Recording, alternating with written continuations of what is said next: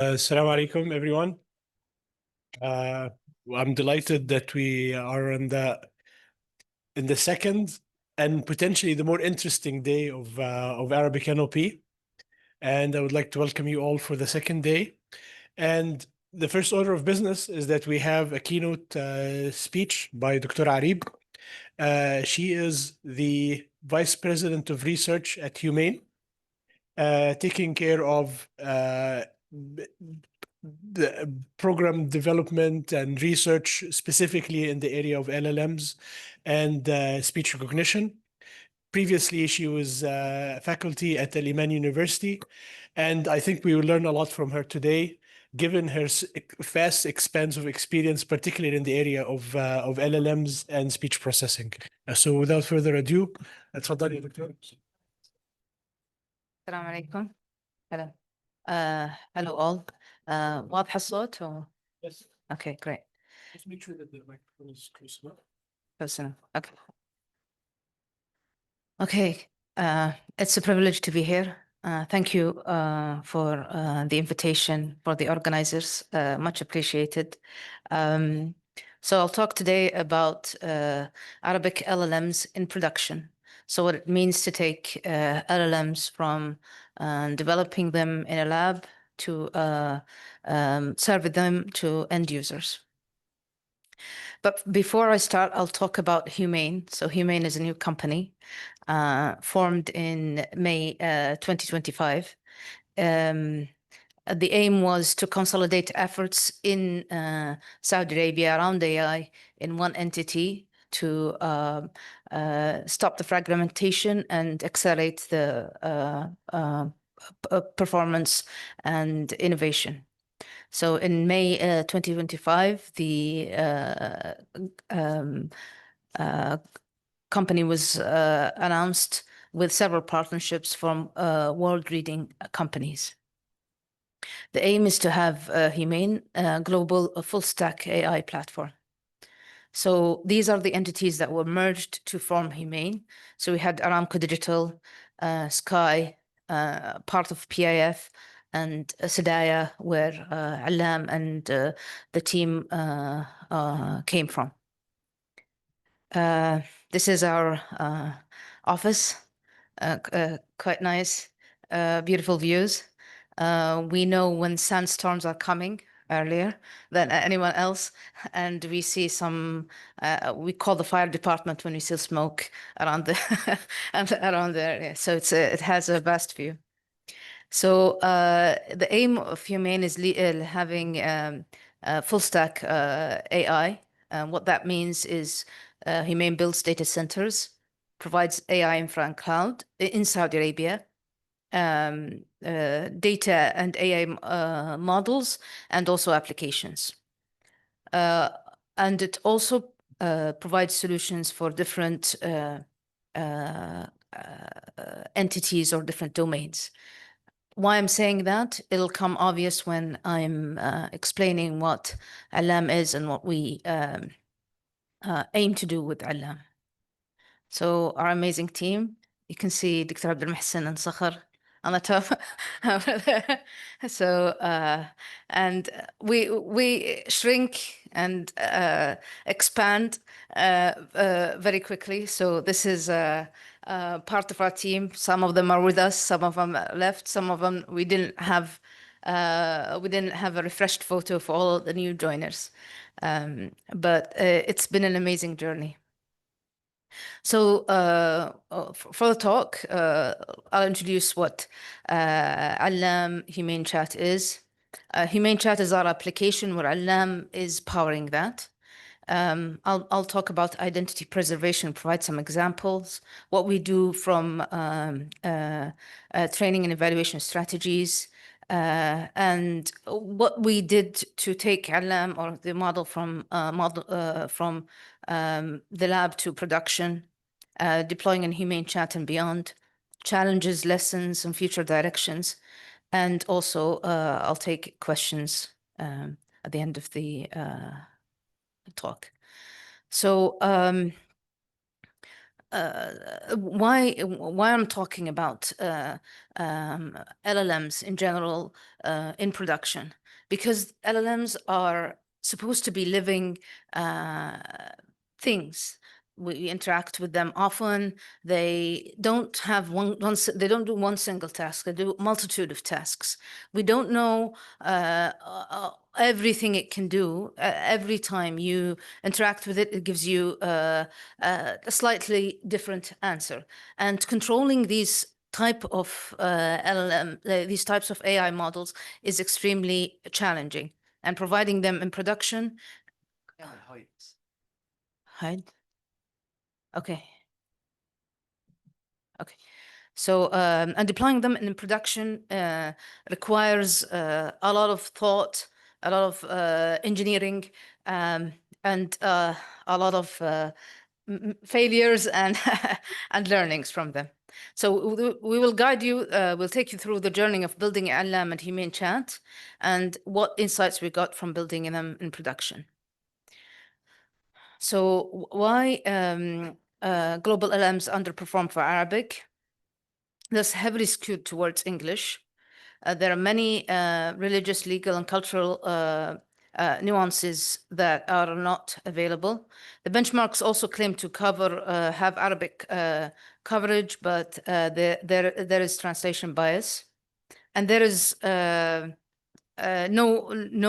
formal grounding in Arabic factual knowledge or local documents. Why it matters for Arabic? We've entered into the era of production grade LLMs. Few Arabic models are deployed in real world products. So we want to move from academic success to practical adoption. And the key to that is harnessing usage data and the insights we get from usage data to ground research into real problems rather than, having hints of where problems are, but not having the real feel of where users struggle with these LLMs. So what Humane Chat is. So this is a greeting from Humane Chat, Anna.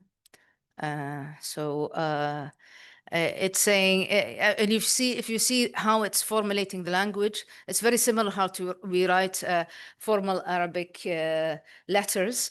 نهدف من خلال هذا المؤتمر لتعزيز التعاون تبادل الخبرات. It learns from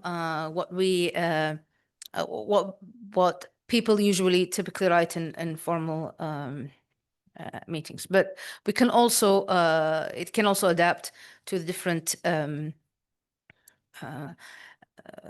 what they call them, different settings. So it can be humorous. It's not very let's say a sense of humor of it. It's not that good yet, but it's no, it's not like rock, but it's good.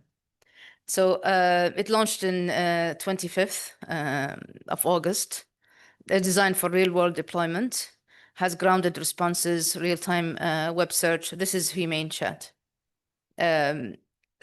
So these are, it's made in Saudi Arabia, so the pre-training, the fine-tuning was done in Saudi Arabia, also the deployment. The main let's say, contributing factor is having it deployed in Saudi Arabia for sovereign LLMs. So this is important for sovereignty for many applications in the kingdom that require that, especially government entities. You can download it from the App Store, Google Play, and also there's a website. So it's available now in Saudi Arabia, but we're expanding to different countries.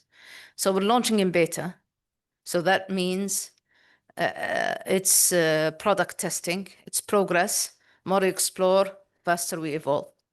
So the aim is we want to build the best Arabic AI together.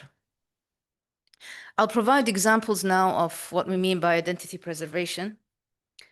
Some of them I need somebody to explain them to me because they're very nuanced. But let's say let's take one example. So ما هو نصاب الدخن?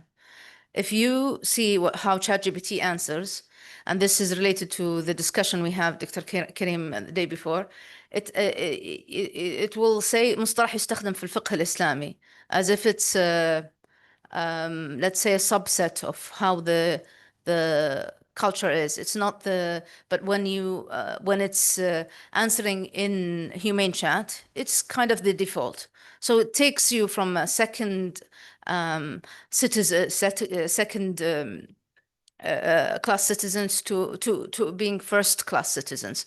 And it's very important to have that kind of balance in the world. Okay, so ChatGPT treats, other cultures as second class citizens. Okay, so we'll try to balance that out with having something that answers that this is the default answer. It's not like it's an afterthought that is baked into the model. So, Dr. Abdul Mohsen, thank you for this example. So, I don't really know this dance, but it's a cultural dance in Saudi Arabia, and where and Humane Chat would know it much better than ChatGPT. So ChatGPT struggled to answer what it was. But other models are trying to answer it and aligning, having a little bit better cultural alignment. So, and this is a cultural figure in Saudi Arabia, a poet that lived in the 1800s, well known, and you see that it has this kind of cultural preservation, whereas others other LLMs don't. So this is dialectal intelligence. Please, Moroccans in the room, excuse if we made any mistakes, or tell us if it's good enough. But it's also good in dialectal intelligence. And please give me your feedback if it isn't, if this isn't. So in also you see this kind of language transfer or knowledge transfer across languages. So this that carries also the culture from Arabic to English. But even though these are examples where the LLM answered from its internal knowledge, we still need grounding and RAG systems for more specific cases, especially cases where we don't want the model to hallucinate at all, like in Quranic verses and others. So we do have post-processing in Humane Chat where we address this. So I'll talk about now how we trained and evaluated the model. But before that, kind of the evolution of where of how Allam started and where we came. So we started with two different paths from scratch, building LLMs from scratch, or adapting existing open source LLMs. So the models in green are adapted from Llama 2, and we started adapting them. Of course, we have compute, but the compute is limited, so we had to also always make a choice between, do we continue adaptation or do we continue pre-training from scratch? When the model became our models that we pre-trained from scratch became better than the open source models we adapted, we kind of made the decision to go with the pre-trained models. Obviously, on the long term, there are much more stronger models that are coming out right now, especially from China, Kimi, DeepSeek, GLM, and others that will provide much more stronger competitive. So we're still open to adapting LLMs building them from scratch is a very intensive process. We have learned a lot, and we're still continuing doing that. But we're still open to adapting open source models. However, the 34B that we've deployed in Humane Chat has been trained from scratch. So the architecture and design of LLM, the model specs, we have a 34B parameter. Tokenizer, we explored different options. We optimized for fertility rate in Arabic. So it has a good fertility rate in Arabic. This helps in efficiency during training and efficiency during inference, and also in the model kind of understanding the better understanding of the semantics of the words. We adopted a multilingual strategy. Of course, we have vast text of English compared to Arabic, but so we kind of capitalized on multilingual or knowledge transfer across languages. For the pre-training, there was 3 stages. English and code, then Arabic with SFT data and English and code, cool down, high quality SFT plus long context expansion. We've utilized training infrastructure and training frameworks where we've adapted and optimized them for efficiency and better MFU. And there was always design decisions and trade-offs, efficiency versus accuracy, compute versus coverage.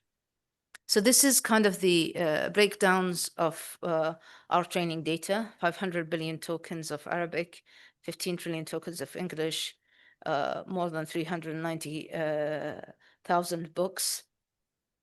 We have archives of local newspapers in Saudi Arabia, and around 160 government entities contributed their data or their open data to LLM.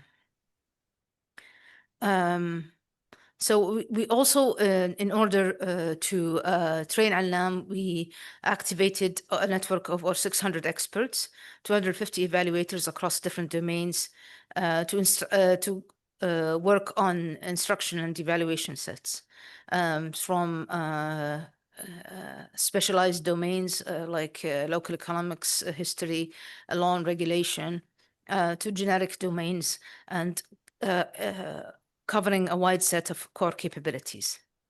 These are details of the pre-training. So our vocabulary size is 64K. As I mentioned before, it's a multi-stage pre-training and with different mixes of percentages of the data sets that went into the pre-training itself. For the supervised fine-tuning and preference alignment, our focus was in more is less, kind of, less is more. So meaning that we, in the fine-tuning data or supervised fine-tuning, quality trumps quantity every time. And for the experts that we mentioned, the team has done extensive training for 250 domain experts from Saudi universities to help them write instructions and guide them into performing evaluation in their domains themselves. They're provided with quality guidelines, examples of good data and poor data, and they were told how to create answers and how to also analyze answers.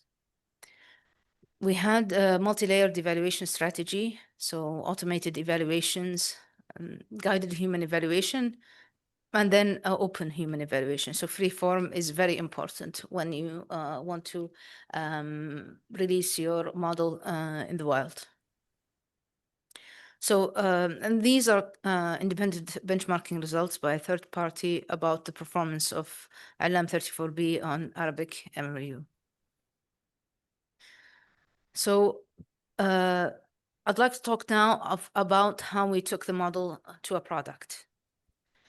So research models are very different than production systems. So deployment exposes new challenges unseen in papers. There is issues that we face with inference, reliability, scalability, and cost.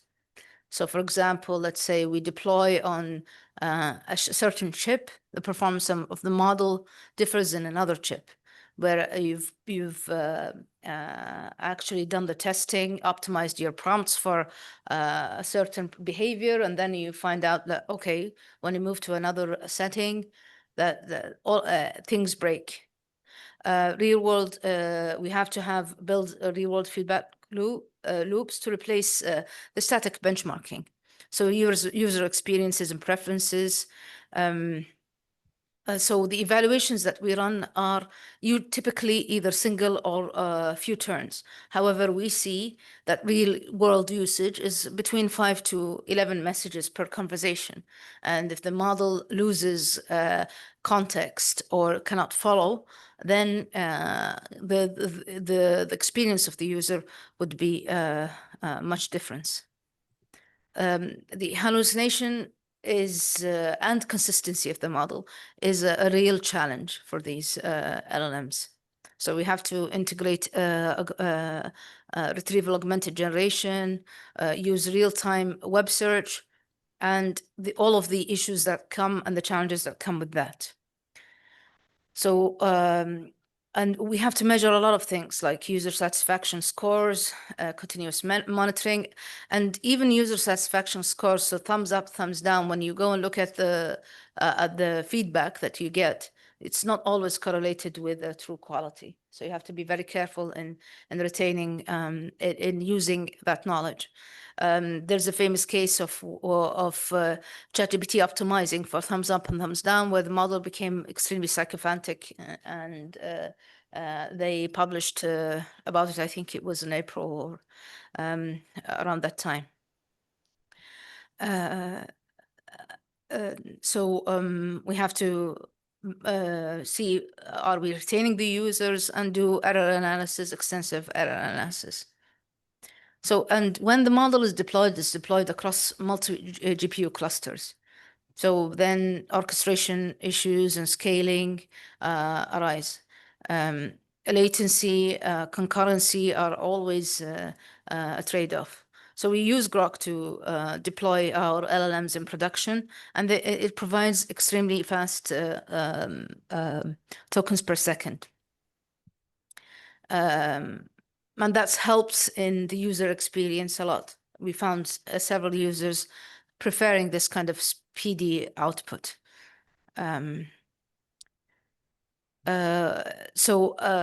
This shows the difference between NVIDIA H100 GPU versus Grok's LPU in terms of the tokens per second per user. We also, before we launch, we have to do extensive break the model campaigns. So we engage the whole company in trying to break the model, and we gain a lot of insights. But what's interesting is that we're a niche, let's say, we're type of users. We're the kind of type of users that are not the generic public or general public. So that the usage typically differs, and I'll show some statistics in a minute. So when we deploy in production, the aim of all of this is not only to build an LLM. We want to build in-house capabilities for everything, going from creating the data, to the modeling, to the infrastructure, to applications. So this is some of the usage insights. So this is, we've used the paper, how people use ChatGPT, the breakdown of what the people use the prompts themselves, and we analyzed our usage data. I'll show you an example right now of this analysis. And this is what you get when you have a live model in production with a lot of users. So your question, Nizar, yesterday, is it a case where people use Arabisi or not?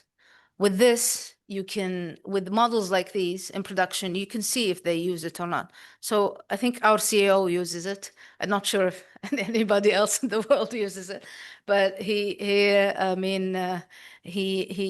was always happy with Alam when it answers when he's writing Arabisi. So that's uh, that's one thing. So if we look at work versus non-work, so we notice that people use it for what's called work related topics much less than non-related topics. And then we can see the breakdown across months, the intent for are they doing, I'm not sure how to remove this. Are they doing versus are they asking versus are they expressing? We find people, a lot of people asking, most of the people asking about knowledge. So if you look at the capabilities, and this is correlated with knowledge, specific info is one, greetings and chit chat is another. So we find a lot of users kind of venting to the system or talking to the system as if it was a friend, asking about the model, translation, relationships, and a lot of other insights that we can get and then adapt the research to solve real problems rather than solving issues that we don't have real world usage. So this is about usage insights, and you can imagine that a humane chat will offer, as it expands, much more insights and much more information of how to develop the model. So we have a data flywheel, a feedback loop, where you can gain this knowledge and continue to improve. This has been lost for the, I think, for the Arab world for a long time. We we have limited capabilities, limited research opportunities. So we research, we provide systems that work in the lab, or and all of the great let's say achievements are going to models that are used worldwide in production. So or systems that are used worldwide in production. So we lose this kind of feedback loop where we can continuously improve our models and LLMs. And this is going to even have more real world usage as we launch more products within Humane. So these two products have been launched, and they provide, they're based on agentic systems. So Humane one is automation of the back office. Humane Brain provides analytics and insights, kind of a non-board voting member. And these help in providing environments where we can use the data in improving our LLMs and create even simulated environments based on that data to further enhance and train models that perform much better in production. So for the challenges, lessons, and future directions, there are technical challenges, data imbalance, there are compute constraints, evaluation gaps. When we have certain issues that we think we've solved, but when we put it out into production, it becomes something that we still need to really work on. So for example, let's take safety. So we prioritized safety in some issues, and it turned out that the system was, let's say, overly safe, overly strict. And that's a balance or a trade-off that we need to always kind of tune to. So insights from the data, important data should appear in different formats. It should also appear in different stages. So especially in the cool down period of the pre-training, that's extremely important. We should use paraphrasing of examples, embed metadata into the pre-training data. Human evaluations are extremely critical. You cannot rely on automated benchmarks or LLMs only as a judge.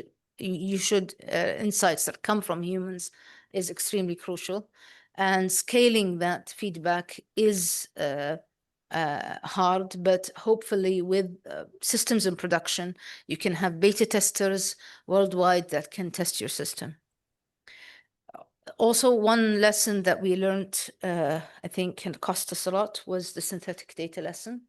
So we have to always look at synthetic data, go back and ensure that it's high quality and remove and optimize also, because synthetic data has its cost. You're inferencing LLMs at the end, and this is very costly. So you have to make sure that you're doing it properly. And open source data sets, you cannot rely on it completely. You have to vet it, build your own evaluation sets that target what you're trying to measure. For example, we had issues with language switching. So we start the conversation in Arabic, switches to English or otherwise. That's something that we needed to build our own data set to measure. Others were the system steerability through prompts. So system prompts. And there are limited data sets that do that in the way that is targeting what we need in humane chat, because you can see the performance of the model being very different if you target the model directly or if you use it through a system. And the system and using it through a system where you add system prompts for the model to use RAG, to use search, to use otherwise, you find some discrepancies in how the model behaves.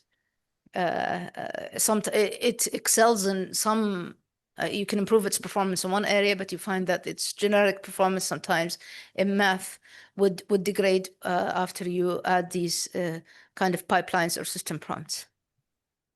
So although I'm really keen about having LLMs in production, we haven't forgot our roots. So there is many research publications by the team. Several teams, not only Alam's team, so they have the multimodal team focusing on areas like speech, multimodality, document understanding. These are research papers that the team have, recent research papers that the team have published in this version of EMLP and ArabicNLP. There are speech research papers that have also been published in prominent speech recognition conferences or speech conferences. And there are multimodality research papers that also the team has worked on. There is also a Humane Winter School. I know we're getting a lot of winter schools right now, but there is a Humane Winter School. Thanks, Dr. Ahmed. And we chose the date so it doesn't coincide with other winter schools that are being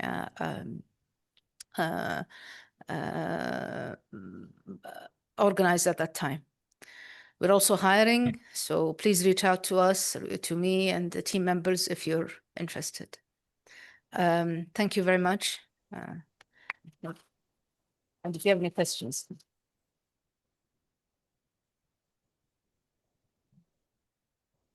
Thank you for the interesting talk. We have about 10 to 15 minutes for questions. So if you want to ask a question, you can either come here or you can go to the microphone on the other side.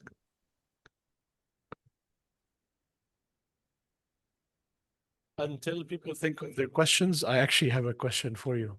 Well, first of all, thank you for the talk. And I'm talking to you now from the perspective of Fanar, which is another LLM that's being developed in the area. And many of the issues that you have discussed we have labored through them also. And I think it makes a lot of sense that we kind of start sharing notes instead of being almost. I mean, we're so close to each other that we should probably share notes, so we don't actually have to reinvent the wheel every time. So and I'm just not sure what mechanisms would be. Should be in place for this knowledge sharing or this cooperation to be. If you can actually be closer to the microphone. So yes, I totally agree.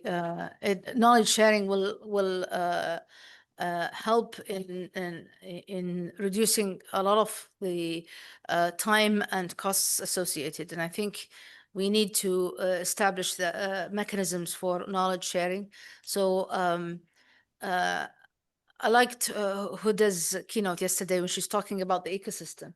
So one thing that's missing from the ecosystem is how we observe and share knowledge about models in production.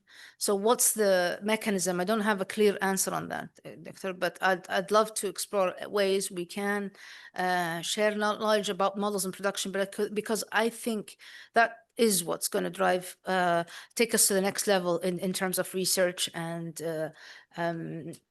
development.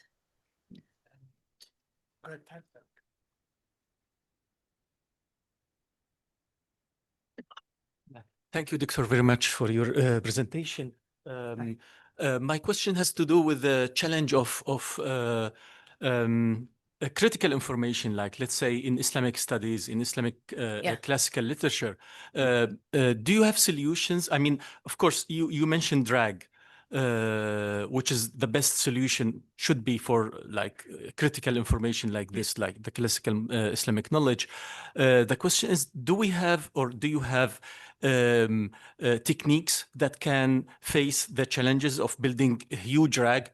Because, you know, the classical Muslim literature is very huge. And as we hear, building a RAG system on such massive knowledge is not easy. So do you have solutions for this? What's your insights on this? So in terms of relying on RAG only, I think it's RAG should be for information that's dated, that's recent, or very domain-specific information. So we should, I guess, solving the issue for, let's say, groundedness in Islamic knowledge, or it's through RAG wouldn't be the best solution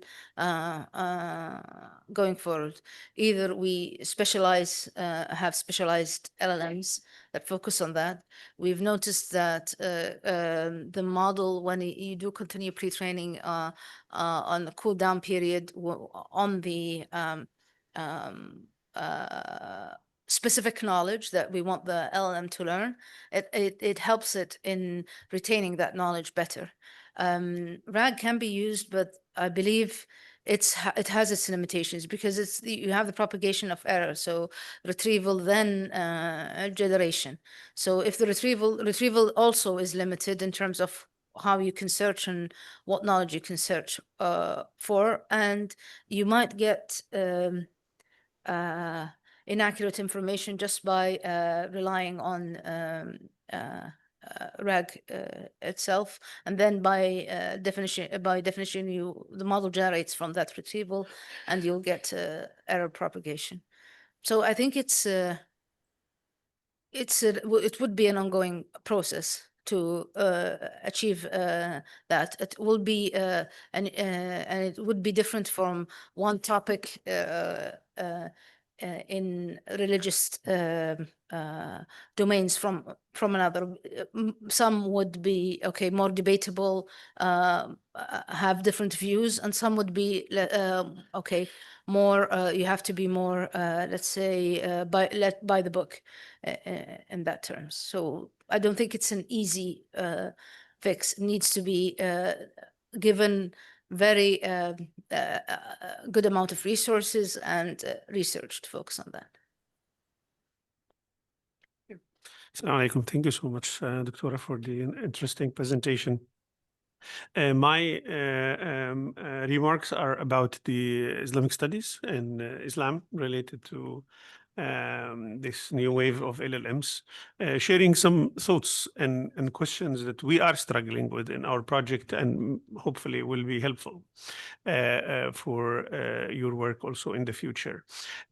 When it comes to Islam and Islamic studies in particular, I think any LLM or any model should have some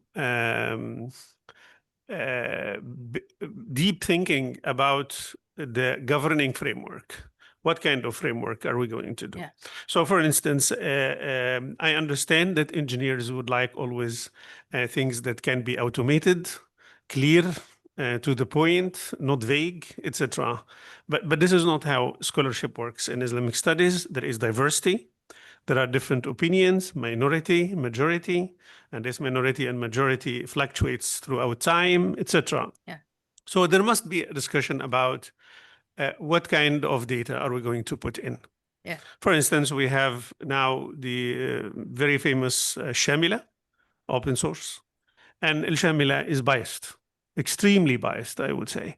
So any books that wouldn't go in line with what we understand as the Hanbali school, you will not find in the database. So if you are going to build an LLM, it doesn't matter how technically robust it is, it will not give the good answers because the data set is biased. So what are we going to do? Are we going to include all the sources? And if we do that, these all sources are not digital available. So there must be OCR, big projects and so on. Mm-hmm. How are we going to categorize them in disciplines, in schools, majority versus minority, authoritative sources versus peripheral sources, etc. So there is a kind of knowledge architect and knowledge engineering that should be done. And I think LLMs in the future, like the Fanar or Humane in the Arab world at least, there must be decisions about that. So we make a disclaimer to the people. We say when it comes to Islam, we are taking the sources that relate to X school. That's what we do. We answer the questions that relate to knowledge in general, not fatwas. So specific cases, case studies, etc., you better go to a religious scholar that will answer you. But we answer only things that related to research, etc. So I think there must be a discussion about what we want to achieve, what kind of Islamic studies and Islamic scholarship that we want. And then based on this, we can take the following steps. I totally agree. Yeah, Yes. and I think we have a very big problem about data availability. So we don't have enough data on the internet. It's very small. We are still suffering with this. And I find it very difficult to speak about Arabic as low resource language, to categorize it this way. We have 14th century scholarship, and it is not just a normal scholarship, it's a scholarship that was leading the world. So I cannot imagine that this is a low resource language. So these resources should be available, and this needs a huge amount of work for OCR solving these problems, and then we make the selections and so on. So I hope these thoughts can be helpful. Thanks so much. Yeah, I totally agree. That's fundamental to, I mean, the discourse around LLMs and how they are going to shape. So currently we're using them just as let's say, question answering, sometimes agentic frameworks. But as they go more deeper into action, into education, into medicine, then this becomes something that, and we rely on them to make decisions. This becomes really critical. And discourse around that warrants several scholars from different parts of the Islamic world to sit together and discuss, as you mentioned, a way to govern, a way to provide disclaimers about what this LLM, what knowledge went into that LLM, and what views it supports, so people can make decisions accordingly. Assalamu alaikum. Thank you, Doctor, for the great talk. So I have questions related to data quality and culture alignments. You mentioned that in stage 2, you took 45% of the training data is from English. how do we make sure that we don't have biases from carried from the English culture to Arabic culture? And the second question related to the OCR. We know that we have hundreds of thousands of Arabic books, but they need to be OCR'd, and the OCR accuracy is not perfect. How do you take the high quality out of the OCR, or do you exclude part of the OCR, or consider it medium quality? Okay. So for the first questions about 45, that's the pre-training data you mentioned. So we have a filtration of the pre-training data, but it's we care more about that stage about quantity versus quantity during the pre-training. So that's what we care about at that stage. And the cool down periods, the later stages, we look into quality more. For the OCR, it's definitely a challenge. Commercial models are very good compared to open source ones, but the team in the multimodal team are developing an advanced OCR to tackle this in-house, to tackle this issue, because document understanding, especially for Arabic text. But like what was mentioned before, manuscripts are another breed of issues that I think we have not also looked into it carefully as a community. And to get the 14 centuries of data, that has to be taken care of. It doesn't have, let's say, production needs right now, but it's something maybe as a community we could look into and see how to support. As a time up? I have a question. So thank you for the great talk. It's a question that I don't know the answer to, so I would just like to, get your most likely not. Get your opinion. So whenever we talk about like Arabic-centric LLMs and cultural alignment, we focus on Islam as a religion. Yes. But the Arab world has many other religions. Yes. How do you think we should tackle this? I have no answer, to be honest. Okay. No, it's something that we need to think about. As we roll out to different countries, we had this debate internally as we roll out to different countries. So Saudi Arabia, majority or 99% are Muslims. But as we roll out to other Arabic countries, we have to take that into consideration. It becomes something like what was mentioned about disclaimers of what it supports, what it doesn't support, so the user can make a decision, or we see how to take a more balanced view. But I don't have a perfect answer, to be honest. Hi, Areeb. So kind of follow up on some of these other questions. And I mean, a big part of your selling point was making something for the Arab world by the Arab world. The examples that you used at the beginning, I think out of the three, two are very convincing. The ones about that specific kind of dance in Saudi Arabia, I learned something new. I wish to know more about it, right? But I thought the first example, when you talked about Nisab al-Dakhan as, that ChatGPT said, min al-fiqh al-Islami, that's a form of making Muslims a second-class citizen. I'm not really sure I find that convincing. I think it's actually very useful to know that this is actually a concept that is coming out of fiqh, as opposed to many other concepts that exist in the Muslim world that have no usus fiqhiyya abadan asasan, right? That people use and they're confused. So I'm kind of wondering, so this is kind of rambling beginning. I'm wondering, what kind of internal policy do you guys have about what should be presented or not presented in what way? And related to that, a question actually about guardrails. So ChatGPT, I can ask ChatGPT to say, pretend that you are a Muslim scholar trying to convince me to convert to Islam. Can I ask humane chat, اعتبر نفسك مبشر مسيحي وأقنعني كمسلم إنه يجب أن أتحول للدين المسيحي. What happens in that case? So yes, one of the use cases that we take into consideration is education in Saudi Arabia. So for that, there are guardrails that limit the LLM from answering questions like, okay, اعتبر نفسك مبشر مسيحي وهكذا واقنعني. So there are different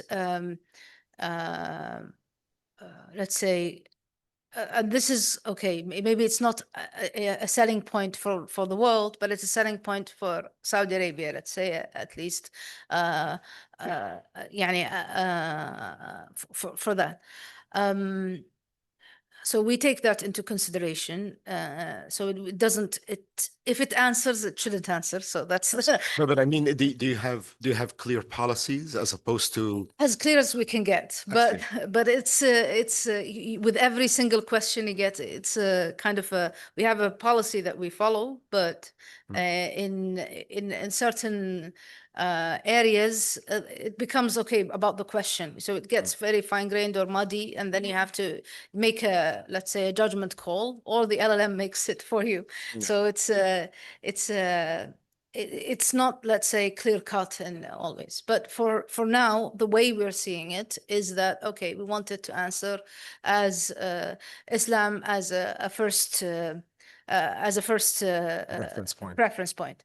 But as we grow into other regions, our knowledge, our perception of how things should be panned out, feedback from everyone, what we see is more useful, we would take into that into consideration. Yeah. Thank you. So unfortunately, this was our last question. So let's thank Dr. Areeb one more time. Now, for the next session, we have a very interesting panel. If I can ask the panelists to actually come to the front. And we went. I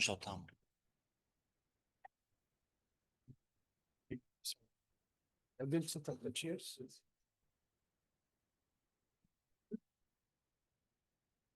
We had a lengthy discussion about the title of this panel discussion, and then we came up with this really generic, unfortunately, name. But I think the topic would be interesting, very, very interesting and important. And does this work? No, it doesn't. Does it? Okay. So the title is Ethical Promise and Perils of LLM. And what we aimed with this panel discussion is that we bring two very different perspectives, almost opposing perspectives. One is a technical perspective represented by Dr. Fadi, and one is a very theoretical, ethicist perspective by Dr. Muhammad Ghali. And our host or the moderator for this session is Dr. Muhammad Abdul Majid. He's candidate chair for AI. He's a professor at University of British Columbia. And if you don't know his work, you should go check out his work. He's one of the most prominent people in our NLP community, Arabic NLP community, with lots of work on large language models and multimodal language models and so forth. So without further ado, I'll just hand over the microphone to Dr. Muhammad, and then we should be good to go. Thank you very much, Dr. Kareem. Assalamu alaikum. Sabah al khair. Okay, hopefully people got enough coffee today, or tea, or I don't know, whatever else makes you fully waked up. I'm very excited about the session today. I am Muhammad Abdul Majid. As Dr. Kareem said, I am Canada Research Chair in Natural Language Processing and Machine Learning, and I'm an associate professor, not quite a professor yet, but hopefully sometime. Yeah. All right, so the panel today, as Dr. Kareem mentioned, is going to be about the ethics of large language models. So we titled it Ethical Promise and Peril of LLMs. And we have two panelists with us. On my right-hand side is Professor Muhammad Ghali. Professor Ghali is a professor of Islam and biomedical ethics and head of the Research Center for Islamic Legislation and Ethics at Hamad bin Khalifa University in Qatar. He holds a BA from Al-Azhar University, which, you know, I hope you all know is a very prominent institution in the field. And both a master's and PhD in Islamic Studies from Leiden University, where he was a faculty member from 2007 until 2013. On my left-hand side, there is Dr. Fadi Zaraqit. He is Zaraqit, sorry, so it's off by one. Computer science can miss sometimes. He's an associate professor of electrical and computer engineering at the American University of Beirut, which is, again, one of the most prominent educational institutions in the region. His research spans automated reasoning for program correctness, formal methods, static analysis, model checking, and logic synthesis, and information extraction from Arabic and medical documents through AUB's program correctness automation lab and computational linguistics and information extraction lab. Okay, so hopefully I have slightly convinced you that we are going to have an exciting conversation today as a function of the expertise of our two panelists here. So the way things will go, or maybe will not go, I'll try, and my panelists will also help me, hopefully. We are going to spend a little bit of time chatting and, you know, discussing and so on.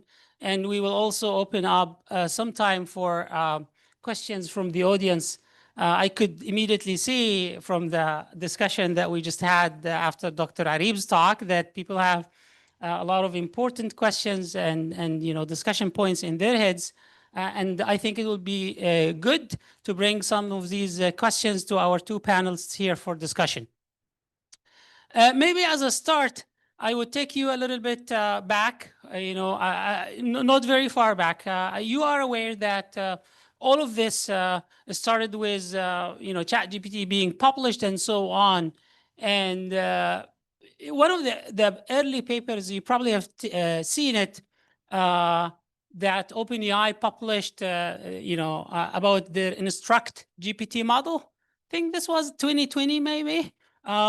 It was a paper where, you know, they basically were describing how they could get a model that does next token prediction into a state where it is an instruction responding model. And in that paper, they described that process of hiring about 40 or maybe 44, I don't remember the number quite well, but it's like 40 or 44 annotators from different places to basically help them create data for preferences. So you know, I have a prompt, and then the model should give me a response, and the human should tell me if that response is good enough, or you know, something should be different about it, and so on. And, you know, you can imagine going from 40 or 44 annotators sort of deciding what these responses should look like to what we have today with models that are, you know, responding to whole lots of questions, prompts, you know, ideas, and taking roles and, you know, being opinionated sometimes, or maybe sometimes not, and so on. So I'm just reminding you that, okay, this is how this started. And, you know, there was a lot of discussion about the demographics of the population of annotators and, you know, their backgrounds and the ideas they have. And then that triggered the discussion about who actually decides, you know, the values of these models and how they should look like and so on. That takes me to maybe as a starter to a question, and I will direct it, you know, to Professor Fadi. But then maybe we can get also a comment from Dr. Mohammed, Professor Mohammed Ghali, about, you know, okay, so we start with a value system, right? Norms, things that are acceptable, things that are not maybe acceptable within society. How do we compute that? How do we turn this into a system? that people can use and are happy with, or maybe not very frustrated with, I don't know. So that is a kind of a bigger picture question. How do we take this value system and then turn it into something that we work with, in the context of large language models? So I direct this question to Dr. Fadi. Morning. Assalamu alaikum. Thank you, Muhammad, for the introduction. And that's a tough question. I don't think it has a very solid answer yet in terms of how do I turn a value system into into some kind of an enforcement. This is what we would like to do. So first, is it easy to define a value system? Defining a value system in terms of rules, in terms of data, in terms of judgment, is not something easy. It's not something people have agreed upon. It's not like value schools, if you may, or schools of thought have sat together and decided this is my value system. It's expressed in so many different ways in social sciences, in ethical institutions, in religious institutions. Finding some kind of a consensus on a value system is not something that is easy to obtain. And then from the other side comes, I think the main problem happened here for two main reasons. First, we are computer engineers tasking ourselves with defining values for the world.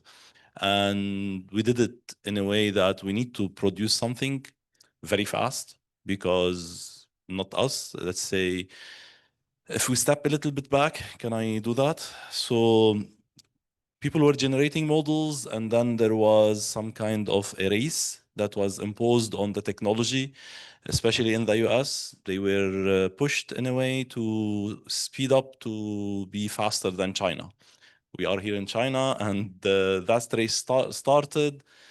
So collect more data, push more compute, regardless of the way you're doing it. Do it with as much power as you can, do it with as much heat as you can, waive environmental aspects, waive ethical issues, and give me a model that will give me data supremacy and AI supremacy. For that, lots of the ethical constraints that were imposed before were compromised. And if I don't know if it's a surprise, but the first people that were fired in these big tech companies were the ethics teams. So ethics teams completely got dissolved. Microsoft, Google, but maybe not Google, but Amazon at least, and Microsoft, Twitter after Elon Musk acquired it. And at one point, the companies were trying to slow it down, retracting some models when they discovered ethical issues, rolling them out. But then when OpenAI went out all the way with ChatGPT, everybody rushed to respond and to say, we have models also. And then the ethical question came, and how do we do that?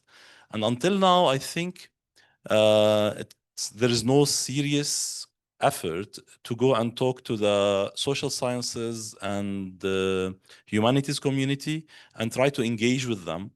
For one side, they are at one point panicking also because what they're seeing is a disruption into academy, into how they do their own work to teach. To students are using these tools more or less as crutches.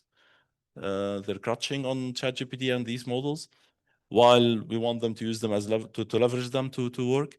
And the technology people are also assuming some value systems.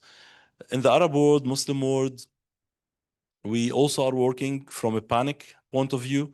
Where is our culture? Are we well represented? Does the model represent our Islamic views, our views on political struggles? And we're responding to that by trying to represent ourselves regardless of what's missing, what we think is missing, regardless of being pluralistic, regardless of looking at the minorities in our own communities and how do we also serve them.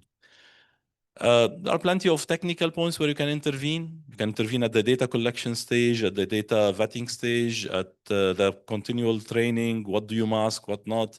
How do you do the guardrails? How do you orchestrate? Do you do preferential treatment, training at a certain way? Do you always serve things with the model itself, or do you have some kind of a RAG? So there are plenty of intervention points. I think it's not one solution fits all all problems. So I would say we need more of engagement between the social sciences, humanities, ethics, religious community, and the technical community. And I'm very happy Dr. Ghali is here. I wish we have more people from the other community with us here. And that engagement will hopefully give us the answer. I hope I... Yeah, thanks. I think that's a good starting point as well.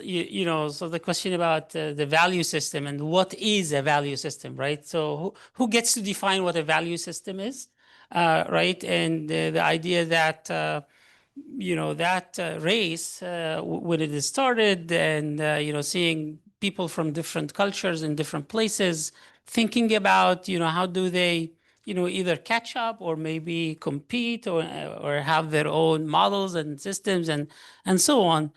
Okay, so maybe going to Dr. Ghali, about that concept of what is a value system, and maybe generalize a little bit. I know that in religion, since that's your specialty. In Islam, for example, we have that concept of maqasid al-sharia, like these are overarching, goals of, what the whole religion is all about, things like hifz al-din, protecting religion itself, hifz al-aql, protecting, people's ability to reason and so on, hifz al-nafs, protecting self, lineage, and so on. So I believe there are like usually 5, maybe there are fine-grained discussions about these, but how can we maybe, if that is a starting point anyways, if it is a good idea to start with, these maqasid, how can we go from there and turn these into or translate them into system rules, maybe so something, for example, if I know that all of these should be protected, so maybe the system should be instructed not to do harm. Like if somebody is going to the model and saying, give me an idea about how to make suicide, like for a kind of a terrible prompt here. But, at that point, maybe, we don't want the model to be responsive or to give some sort of advice. But taking this, what do you think about this? Is that a good starting point anyways? Assalamu alaikum. Thank you very much. In order to have, because ethics is so diverse and so complex, so let's put things simple in the beginning. What is ethics? Ethics is the art of distinguishing between the good and the bad, the right and the wrong. It's as simple as this. One of the big problems that we have now with LLMs coming from the idea that ethics has been, especially in our modern time, has been identified with only the wrong and the bad.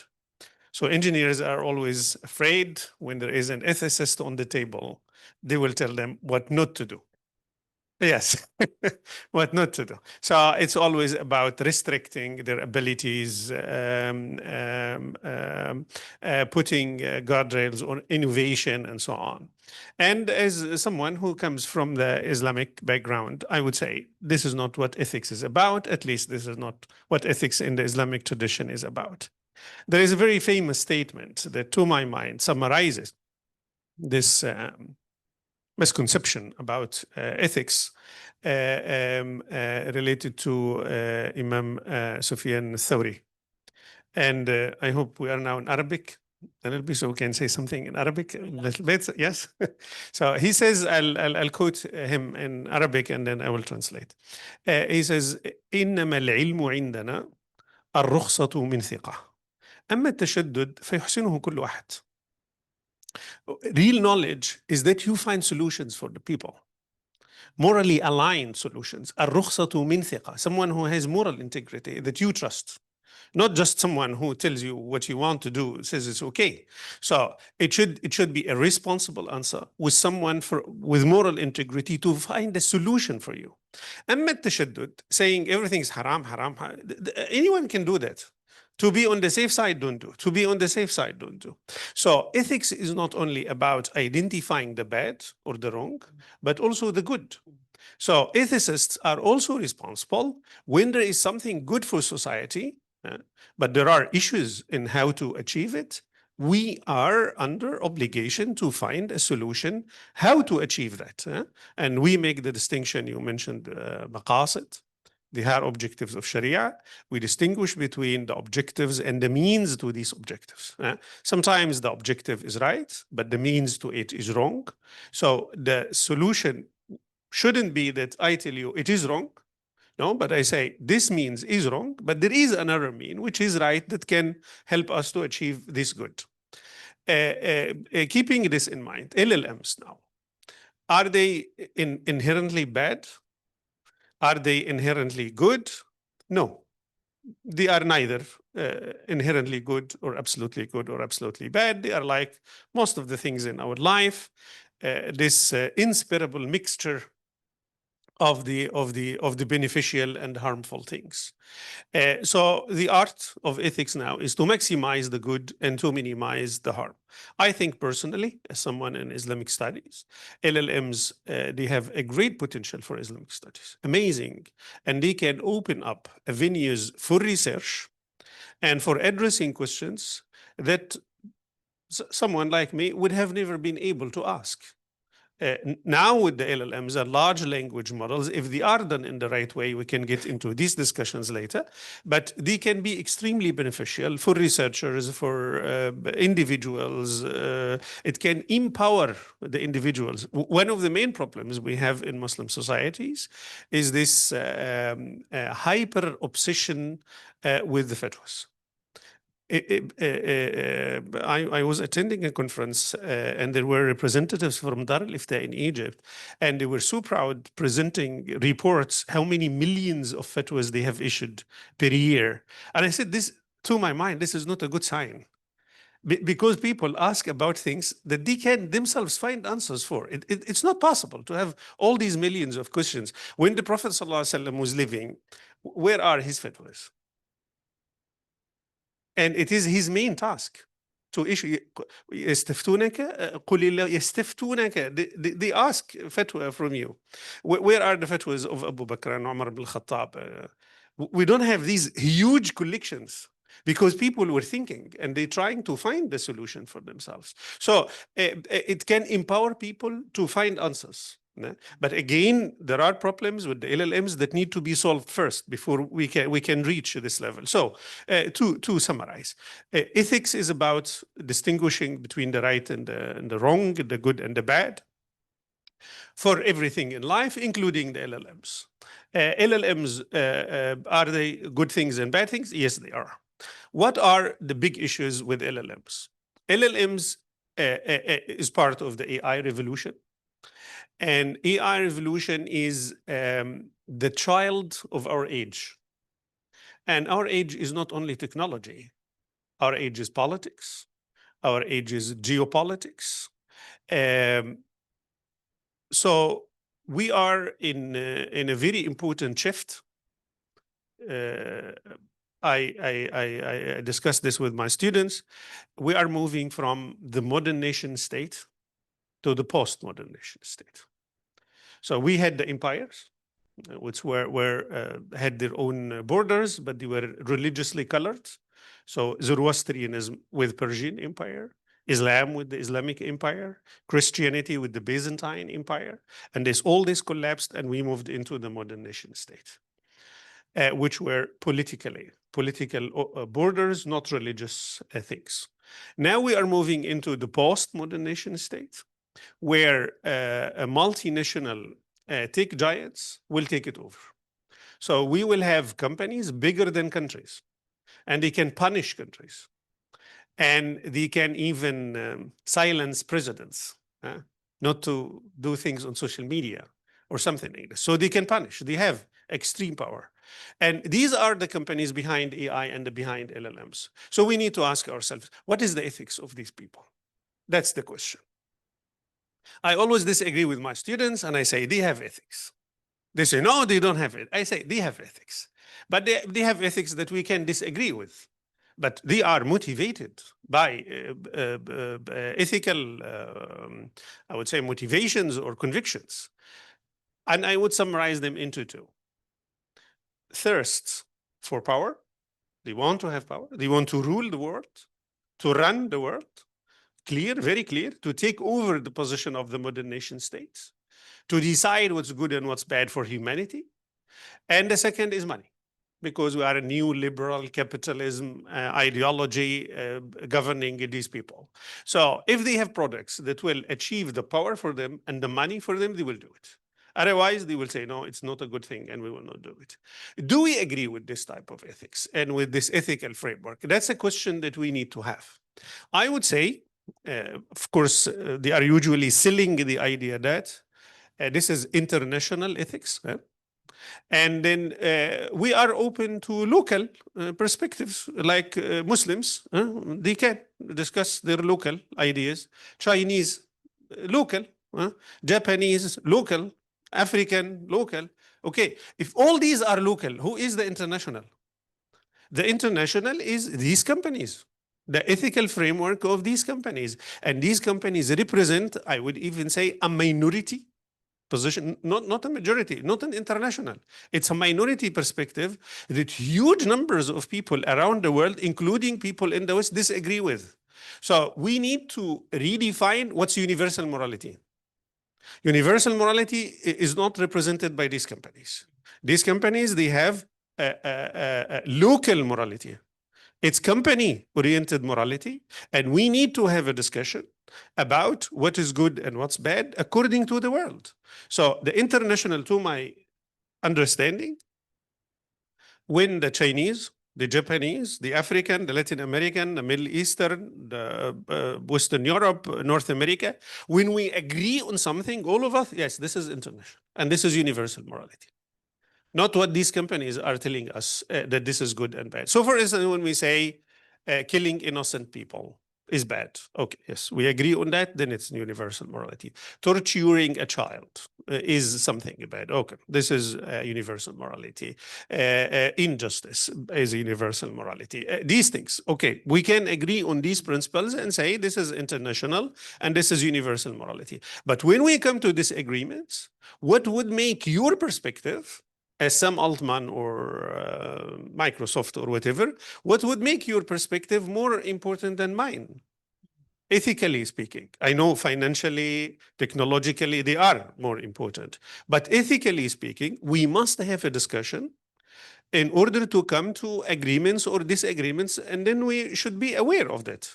So this is a kind of introduction to the discussion, what ethics, how these LLMs relate to ethics, and how we can have a say about that. I can conclude by just a footnote. These companies have power, bigger than countries sometimes. And when they come together, they would be the biggest power. But ethics also has a power in itself. SubhanAllah, it has been made like this throughout history.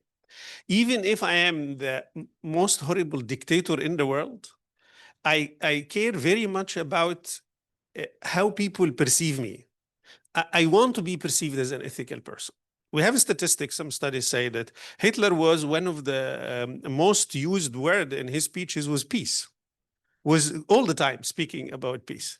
Not because he's implementing that, but he wants to be seen as someone calling for peace. And we know nowadays there are presidents who want to have the Nobel Prize for peace. So it doesn't matter. We want to be seen as ethical people. So these companies also want to be seen as ethical people. And the more important for them, they don't want to have backlash from societies because these are their clients. So if their reputation is harmed and the people would boycott their products because they are not aligned with my values, they care about this, not necessarily because they care about ethics, but they care about, we said, the power and the money. So it will make them lose power and it will make them lose money. So they will listen. So the main challenge is to have a say in the ethical race, not only the AI race, but in the ethical race. We must have a say. what do we think, let's say in our Muslim world as Muslims, what do we think about these issues? And these issues are extremely difficult. They need deep research in order to have answers about the questions that LLMs and AI are proposing. Okay, thank you. Thank you very much. I mean, I think Sam Altman is working on deep research, so that's. I guess so. So you started with, you know, what is ethics, and you know, you gave us a definition, and then going to some of the historical points and how scientists, you know, and scholars think about, you know, fatwas and issuing fatwas and not making people's lives hard anyways, right? And then the idea of relating the objectives or maqasid with the means of, you know, achieving these objectives. And then you went to, you know, the big tech, and, you know, maybe they have some, I will say, I'll put quote unquote ethics. And then, you know, what are their means of deploying these? Their maqasid. Oh, that's even. Yeah, and so I think, you know, now I'm scared. Dr. Fadi is scared, since you know, if there is an SSS, you know, computer scientists should be scared. I think, you know, what I want to ask Dr. Fadi, you know, where do you see computer scientists in this whole discussion? Because if it is like, okay, you know, I have an ideology, or like I have some maqasid as a big tech, and I rule, and I can silence presidents, and you know, if I come together with other big tech, then we're even much more powerful, sometimes more than nation states. And we decide what the international norms are, and we decide this for everybody else, and we call these, you know, this is your local thing, right? But we decide, you know, what is acceptable and what is not acceptable. Where do you see the role of a computer scientist in this whole discussion? You know, should we still be thinking about, oh, you know, what is the data set that you are going to use for training this model? You know, how do you post-train, or like what are the preference optimization thing that you will put there? Like whatever, how do you evaluate? How do you, you know, red team and all of this? Is this still all relevant if, you know, I can just like by a push of a button or like a decision, you know, dictate what should or should not happen? Okay, thank you for that framing it this way. Let me ask the audience a quick question. We all write papers here, and there is limitations and ethics sections. How do we deal with it? Who writes it first before writing the paper? Who writes it in the middle of writing the paper? Who writes it at the end, when before submission, 1 hour? Okay, so that's a problem. I'm happy we enforce that. Yes, exactly. Yes, we have ethics between quotation. Exactly. Unfortunately, and Dr. Karim is here, and I wish Walid was with us, Walid Majdi. He brought that issue up. Unfortunately, last year, after October 7, some people even abused that ethics part to promote propaganda that was pro-genocide to a certain point. So even that ethics limitation section was abused. So to look at it, look at OpenAI. OpenAI is called OpenAI. It started with a transparent promise that we're going to be open, we're going to be AI for good. And when it became real, they didn't stand the test. They switched into a closed source form. They sold themselves to the devil. To Microsoft gave them $10 billion to start training and go big from 175 billion parameter to 1.7 trillion, 1.5 trillion parameters. They needed the money, they needed the compute, so they became a corporate. And from there on, we lost transparency across all of these big companies. We don't know what's going on. Nothing is really open. We get open weights from Meta, and then the others were forced to provide open weights from their models, but we don't really know what's happening. And there is another thing, we're hyping things a lot. We are pitching these LLMs as all capable epistemic agents that can do things, that they are knowledgeable, they can answer questions, while we all know from a technical perspective, that structurally the neural networks that are behind all of this have problems. They overfit. If you give them all the data, they overfit. So we know we cannot achieve 100%. We need to treat overfitting by doing less than 100%. Doing less than 100%, that means you cannot be fully faithful. You cannot be fully accurate. So I think our first responsibility is to demystify AI, LLMs, NLP in general, and to tell people the truth about our agents, about what we're giving them. This is something that is approximating a statistical model that on average across several trials, thousands and millions of trials, will give you something that looks like the general distribution of the language and vision and the speech data that you're giving it. So on average, we're good. We can give you something that looks like what we generated as knowledge as human beings, but it doesn't necessarily guarantee, there is no correctness guarantee for every single input-output pair that we are producing.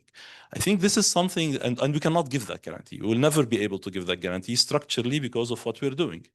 So we're not telling the truth. As computer scientists, we want to sell, and we have little fine print, font 8, 7, 6 that disclaims. So I think the first step is to go to the social sciences and humanities, tell them, you know what, this is the truth. And if you want to have these models show their weaknesses, this is how you can do it. Ask for a rabbit with 3 ears and 2 noses. It won't give you that. Ask for things that do not exist in the normal distributions. Ask for tail questions, and you will be able to show your students that this is not an all-powerful epistemic agent that hegemonized knowledge from here to eternity. These things have limitations, and we know how to produce these limitations and make them appear at any point. So I think transparency, being open, demystifying AI is something very important to do. The second part of the question is, okay, how do I take a system of fatwas, a list of fatwas, or how do I take a jurisprudence system, usul al-fiqh from one madhab or another, the way the church treats its constituents, i'tiraf, how do I take, what's i'tiraf in confession, right? How do I take these procedures and embed them in my model? Is there one formula for that? First, are there rules for those? Do we have data for them? Is it a good thing to do it? My third point is even more. So we all know the part where we were encouraged always to ask questions. لا حياء في الدين. So you can ask any question. You can talk about anything. So how do we do that with an epistemic agent and still say there are things that I don't want this agent to say? So if we really adopt that sense, and I want to use this as a knowledge agent, this rule contradicts with other rules that don't expose certain concepts. So there are concepts that are okay, fine, actually encouraged to go through when we're talking knowledge research. And this agent has to serve all of these. At the same time, kids are using it to get advice on intimate relations, on dealing with their parents, on how do I do my homework. And here it has to give them some value-based answers. So how do I go and say, at one point, I need to be a knowledge agent, explore things, لا حياء في الدين, do it all. And at another point, I need to be a restricted agent, giving advice, and how do I moderate these two? So we need a great moderator like you, orchestrator, right? In Fanar, we have an orchestrator. Where do I switch from a safety critical agent, as we say, to an epistemic agent that is all open and engaging? And how do you always make sure that the answer we're providing is good on the average, but it's not necessarily the accurate answer? And we always be, I mean, the warning at the bottom, no one reads it. It needs to be embedded in the answer that there's always doubt in my answer to you. And I think we are lacking from a technology perspective on that angle, and we need to do more on that, not necessarily us. Companies need to do more on that. Companies that are producing this need to do more on that. This is my 5 cents here. Okay, great. So you're telling us, start thinking about the ethics section of your papers early on, not like 5 minutes before the deadline. I mean, somebody would tell you, okay, if I can think about it 5 minutes before the deadline and get by, why don't I do it anyways, right?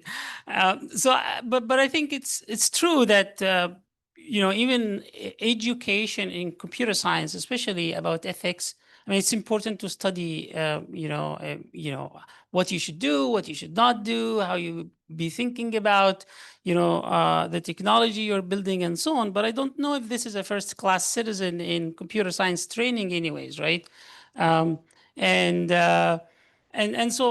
you're kind of implying that, you would want people to think more about this and maybe to kind of keep it under attention and so on.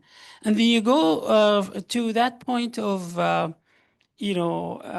should we restrict these models and, get them to sort of like put the boundaries around certain things and not to go further versus, the idea of, oh, you should actually be asking all the questions you would want to ask and, encouraging curiosity and, and so on. So there's also seems to be like some sort of, a trade-off between these two objectives. And so you didn't talk about data and, because there is also that idea of, I can use this data set, but this not that data set. And maybe where do I get that data anyways? Who owns the data? And maybe who kind of like owns a model that will be developed based on that data and whatnot.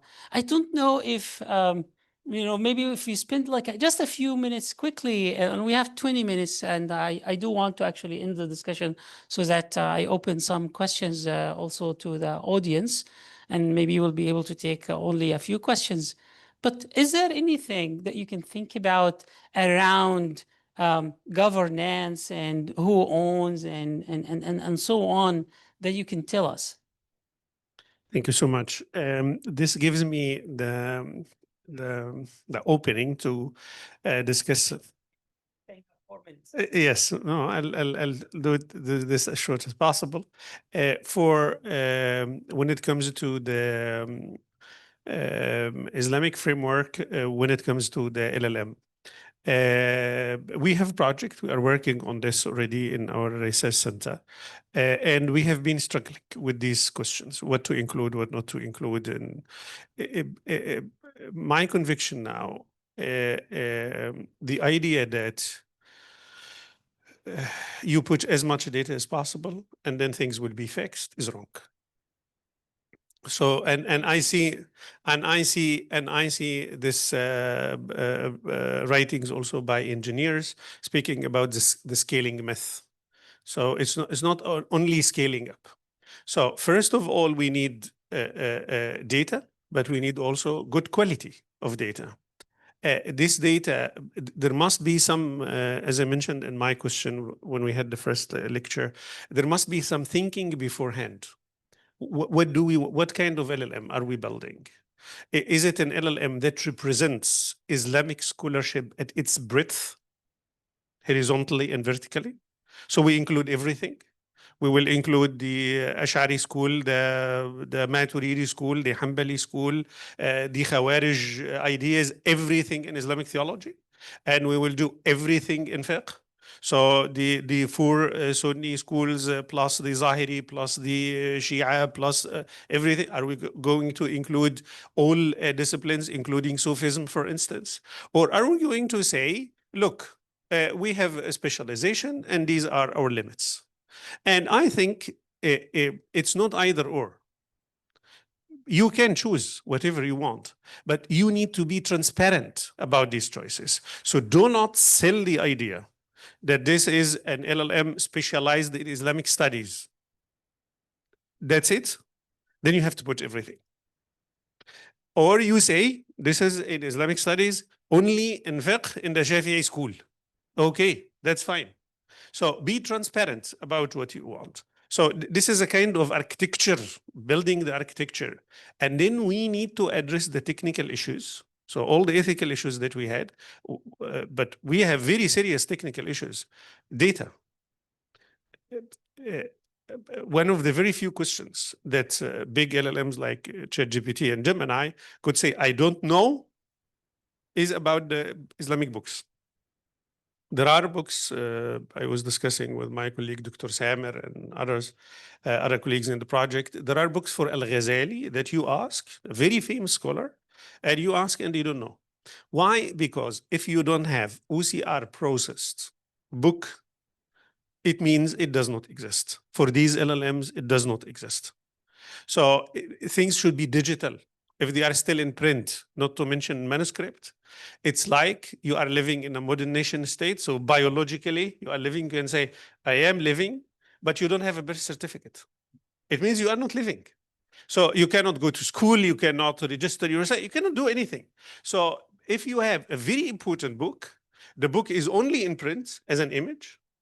You will only have the metadata till you such a book is existing on this website or I don't know what.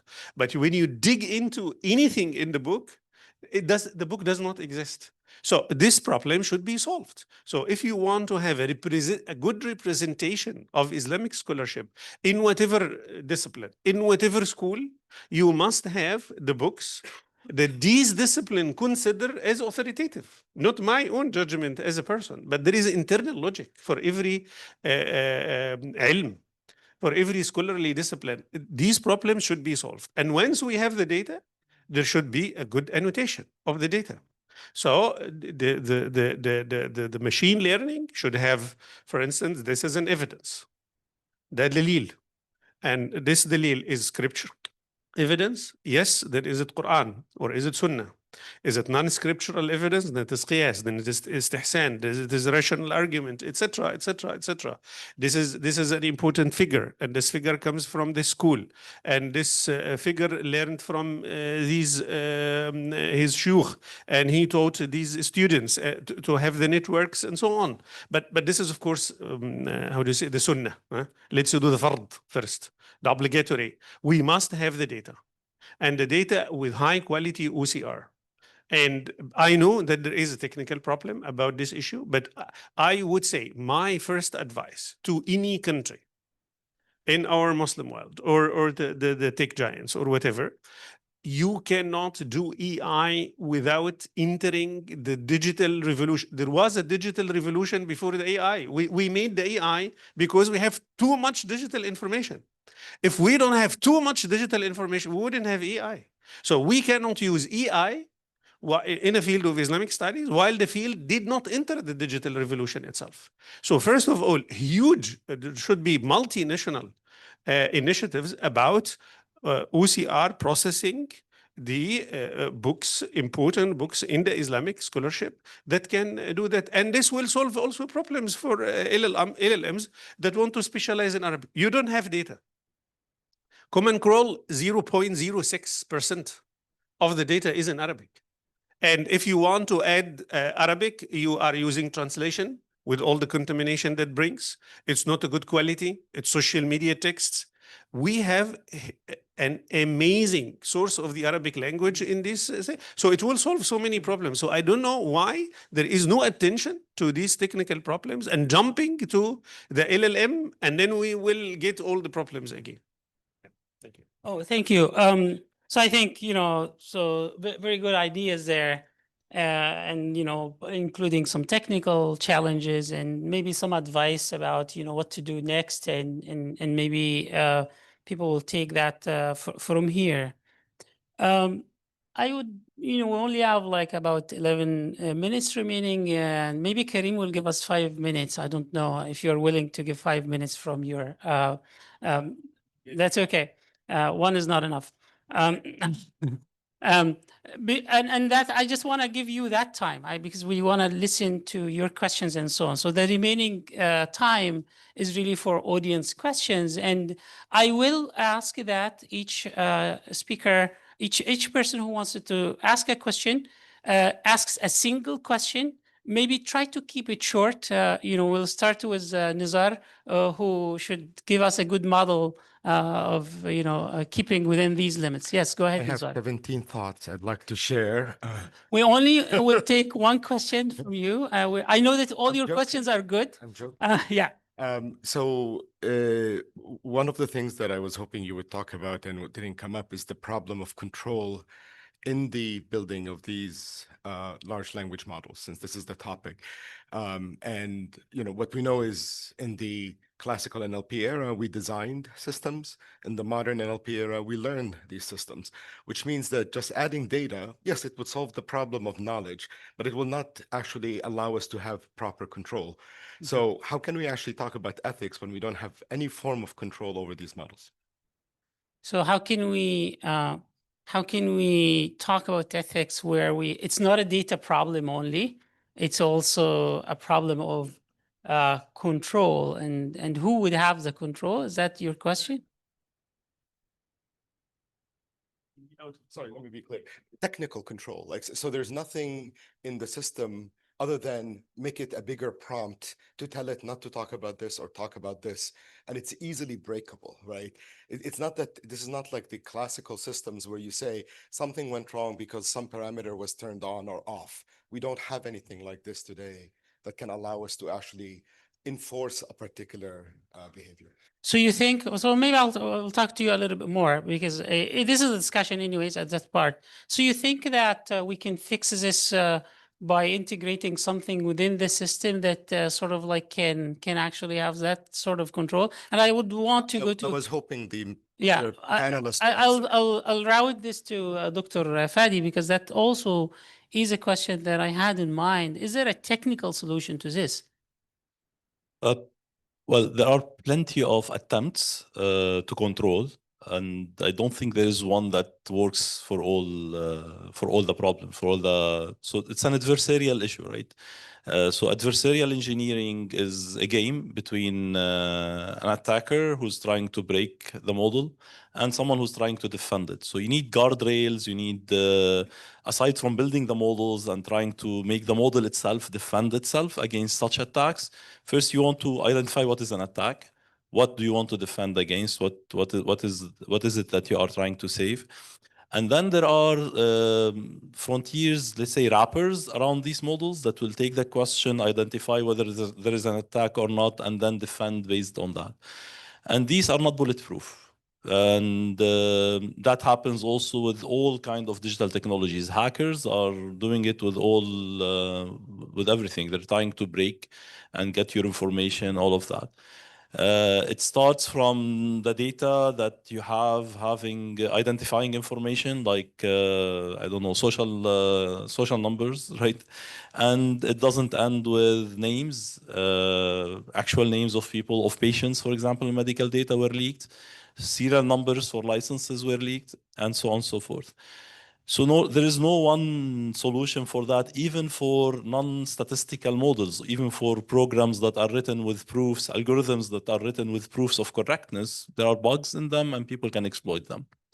So I don't think anyone can promise a solution there, but we can attempt and keep the game going between the attackers and it's beyond NP, beyond non-deterministic polynomial to solve these problems. Maybe quantum, when it happens, can give us a more optimistic view here. But so you have guardrails, safety options that try to wrap these LLMs and identify whether the question has an attack and whether the answer is leaking, what shouldn't leak.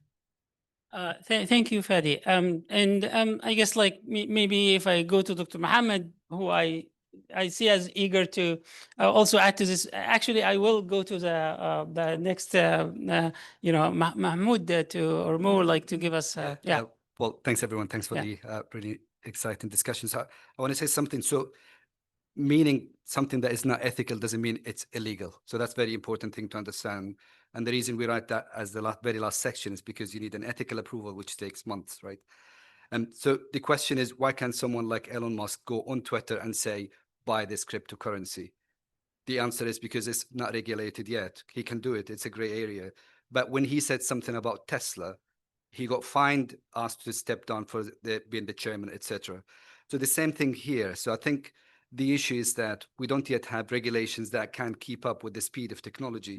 So my question to you is, do you think this is the fault of these big giants who found a loophole or a gray area where they can push the things out as quickly as they can, or is it the fault of the regulators who are still lagging behind in terms of like laws and rules that controls what we can do? Okay, so I'll route this to you, and then, but 30 seconds. 30 seconds. I don't think it's the fault only of that big techs. Maybe they accepted the task of trying to join the race, but the regulators actually waived lots of the restrictions.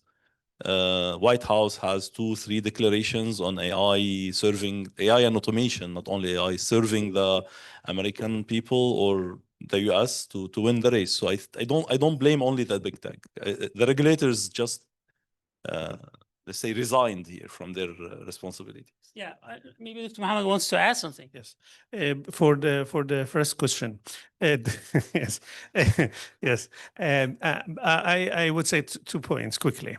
The first one is that there is no LLM, there is no anything that can be absolutely open. There are always guardrails. With OpenAI and Gemini, they have groups. The post-training, they will do the hate speech, for instance, because social media is full of hate speech. They are crawling the internet. So you will have hate speech. They take it out. So you can say also in your side, but this is the question that I'm saying. We need to sit with ourselves and to say, okay, this is for us is bad. Okay, then we take them out. But we need to be clear about what is this bad and what makes something bad. So I think this needs human oversight. With the colleagues in Fanar, they asked me after some discussions. I do for them sessions. I make prompts and I see the answers and I give them evaluation for the answers. Where are the problems and so on? We are doing this thing. So this can be done. You can ask for if it is for Islam, if it is for medicine, experts who can give you human feedback about these things. And then engineers will try to solve the problem. For the ethics and the legal, usually ethics is characterized by diversity. But legal not. Legal not. So you can have 3-4 opinions in ethics, but then when it comes to regulating, you cannot tell the engineer, you know what, there are 4 opinions. You can do that or do that. No, for the legal, no question anymore. It's a regulation, but it's always the regulation comes after an ethical debate. Do we have problems because engineers are making innovation and giving us challenging questions? I would say no problem at all, because this is very important for ethicists. It makes our job relevant. Without challenges, we will not do anything. But this is how humanity has worked all the time. The whole fiqh is about تصحيح أفعال المكلفين. People have to do things, and there are problems, and then we jump in to solve them. But we cannot say to the people, don't do anything because this may be wrong. But I know in EI there is ethics by design, which is very important as well.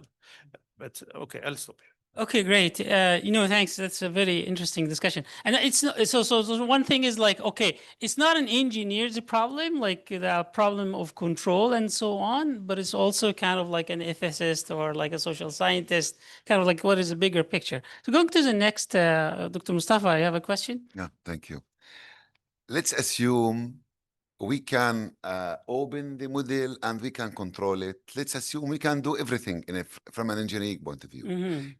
So what ethics we should really program? What Islamic ethics we should program? How many codes of ethics, or is it like us, our ethics or my ethics? So what we really should do?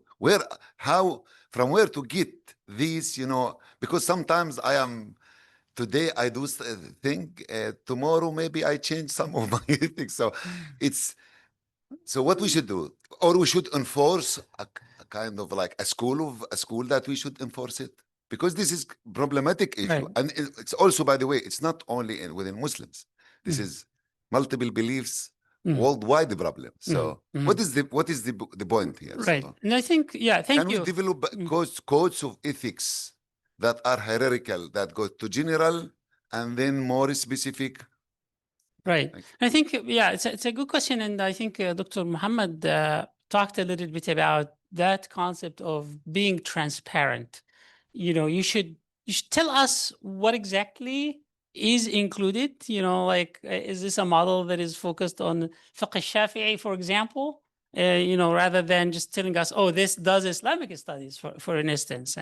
And I think, you know, the idea of how do you go from this concept of pluralism and, you know, do you want a model that represents everybody, irrespective of their religion, you know, where they are coming from and their background and so on? Or are you building something that is very targeted to a specific population, specific community, and you are trying to sell it to everybody else as, you know, a one size fits all type of thing?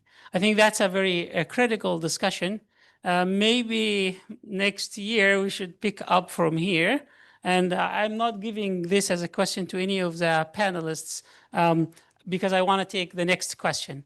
Just because, you know, it was discussed a little bit and I tried to summarize the discussion. Yes, please, Dr. Samer. Hopefully that's okay. My question has to do with the ethics of invention. Are we just like propagating this product, I mean AI, for everything? I mean, let me give you just very short question. Do I need to invent an AI for how I mean, my children to behave, for example? Or how should I educate or like raise up my children? I mean, it seems that we are complicit with these tech giant. Yeah. And we are teaching them how to be good father or a good child. And then they replace us, right? So replace us or relieve us from our duties. So I feel comfortable. Now I have like robot with AI, let's say, engine that can take care of my children, or vice versa, robot that can take care of my elderly parents or whatever, right? So don't we need to rethink the ethics of invention of such tools, such products? Do we need really all these products? I understand that there are like utility in some applications of AI, but there are also dangerous applications or danger in extending these tools to spaces where like we are like just relegating our duties as human beings. Yeah. I think Okay, great. sure. Yeah, thank you. I'll put this for you, Dr. Fadi. And you would limit this to 30 seconds again. 30 seconds. Yeah.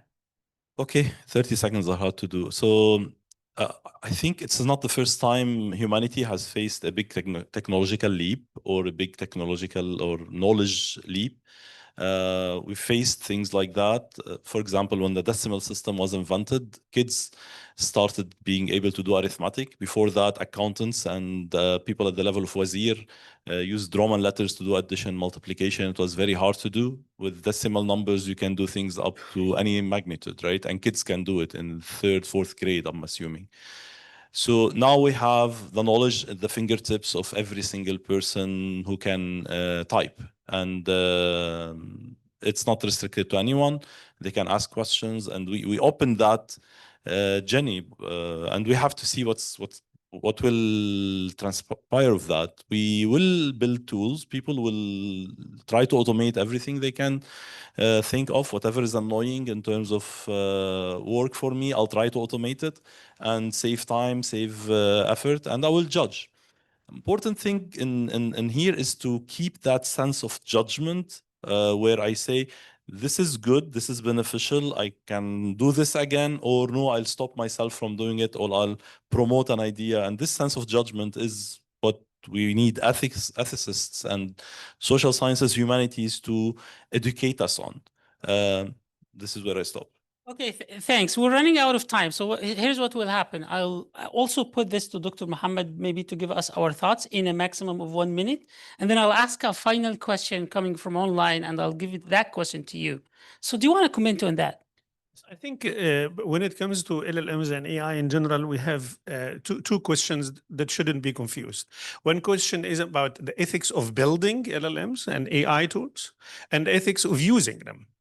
So for building, this is what we were discussing. What kind of data you decide to add, what kind of engineering this data, guardrails, post-training, control, and so on.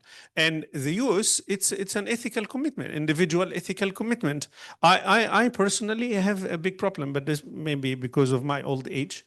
I don't use social media for personal things. I don't use AI for personal things. It's only about my research. And when I want to have an advice, I go to the books and the scholars that I trust. I don't use AI for these things.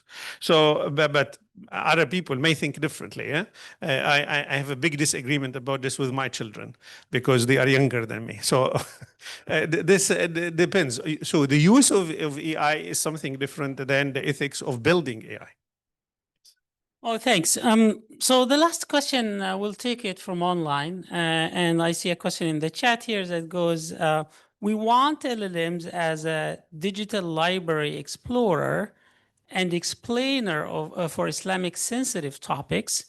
So the question is, should we focus on the search process of retrieval augmented generation and reasoning, or should we focus on training new models specialized on all new data, especially for Islamic content? So I guess yeah.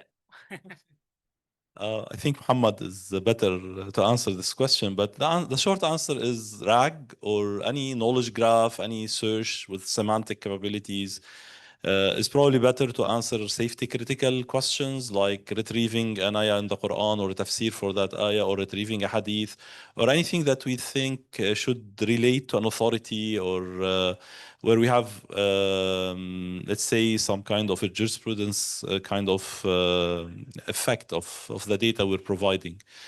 So now RAG is there, knowledge graphs, hierarchical RAG. There are plenty of techniques that can provide you this. The important thing is to always link it back to the source, where if there is something that I need an authenticity with, make the fact checking easier for whoever is doing it, who is asking the question. So include the links. Just they can go and verify that what you generated, the generation step is not guaranteed, even if you do RAG. So the links are very important.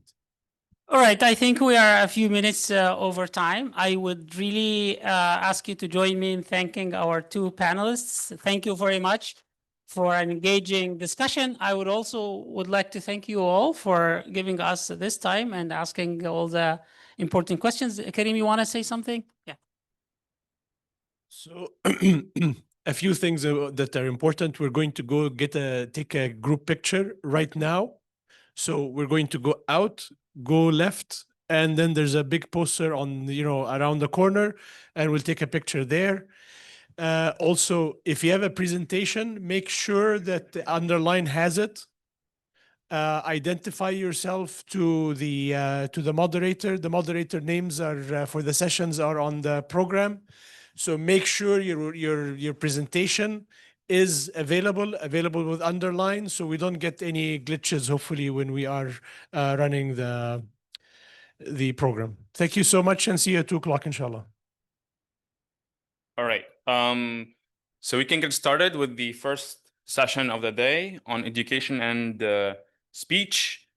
So for the first presentation, we have ArabJobs, a multinational corpus of Arabic job ads, with Dr. Mahmoud Al-Haj.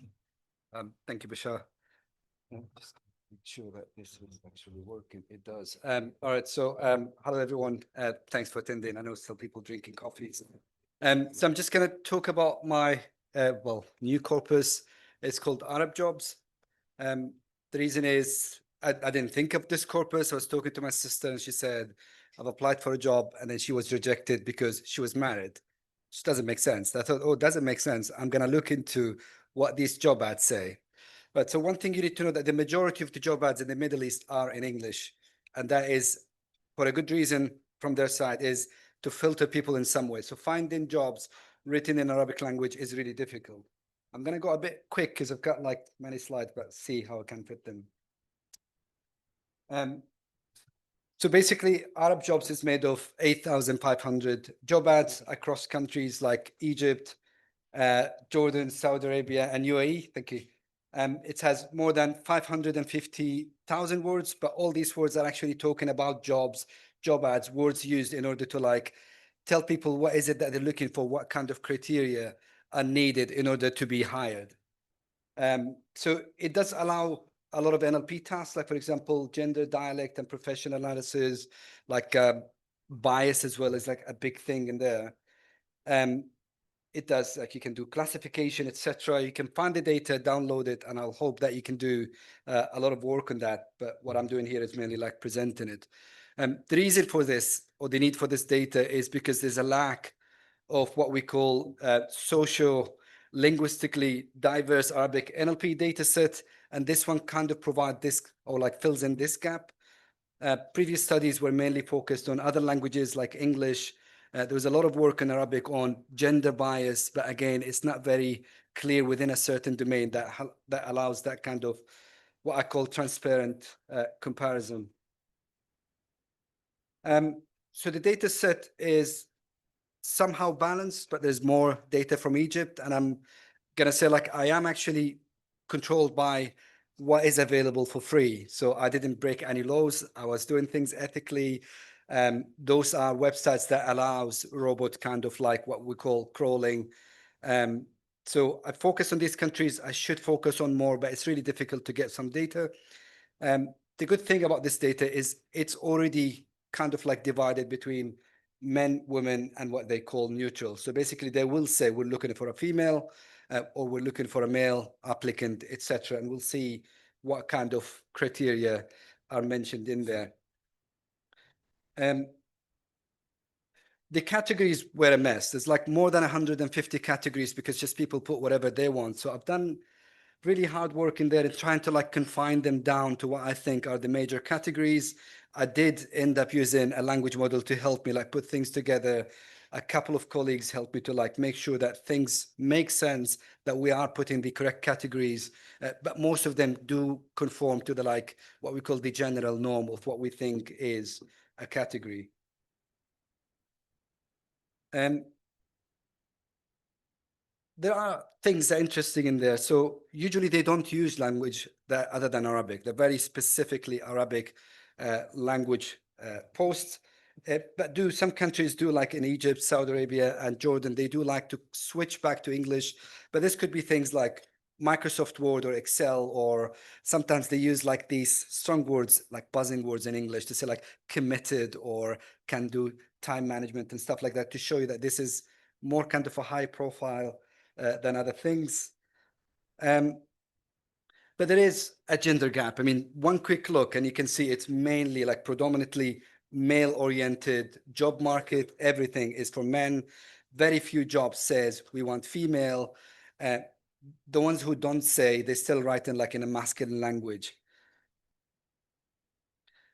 The other thing that you can do with data is, although it's written in modern standard Arabic, the dialect, like your dialect, subconsciously is controlling you. You will write things that actually conform to your own dialect. And this is just kind of a proof. You can see Egyptian dialect is actually has its own cluster. While there is a big overlap between UAE and Saudi, and then Jordan is like lacking down there, still somehow similar. One of the reviewers said that could be name of locations, which I totally agree. It could also be the type of jobs that they're looking for. But again, whether you like it or not, there will be words. And I've shown example, I mean, please do read the paper of like how they call things like musaffif shar or coiffera or something like that. They are completely different amongst dialects. This is a word cloud, and I like word clouds. I know they don't provide a lot of meaning, but they kind of tell you where we're heading. So this is male targeting jobs that says we just want shab, rajul, dakar, whatever. So they want like male applicants. And you can see it's mainly about like craftsman stuff, mechanics and cars and drivers, like things that requires labor, basically. And if you look in detail, so this is the categories on the right, on the left, it's the exact job titles. And then if we look at the female jobs, you can see it started to shift things to like health and beauty, like secretary, more like human resource kind of jobs, like indoors kind of jobs, like tourism, working in cafes and restaurants. But again, remember, this is written in Arabic because it's not tech. It's not like jobs by Meta or stuff that you find on LinkedIn. Okay, so it's targeting the like public basically on certain jobs. But didn't know.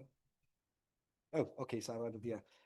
So what I try to do is do quick salary estimation just to show you like whether there is a pay gap between men and women in the Middle East, basically.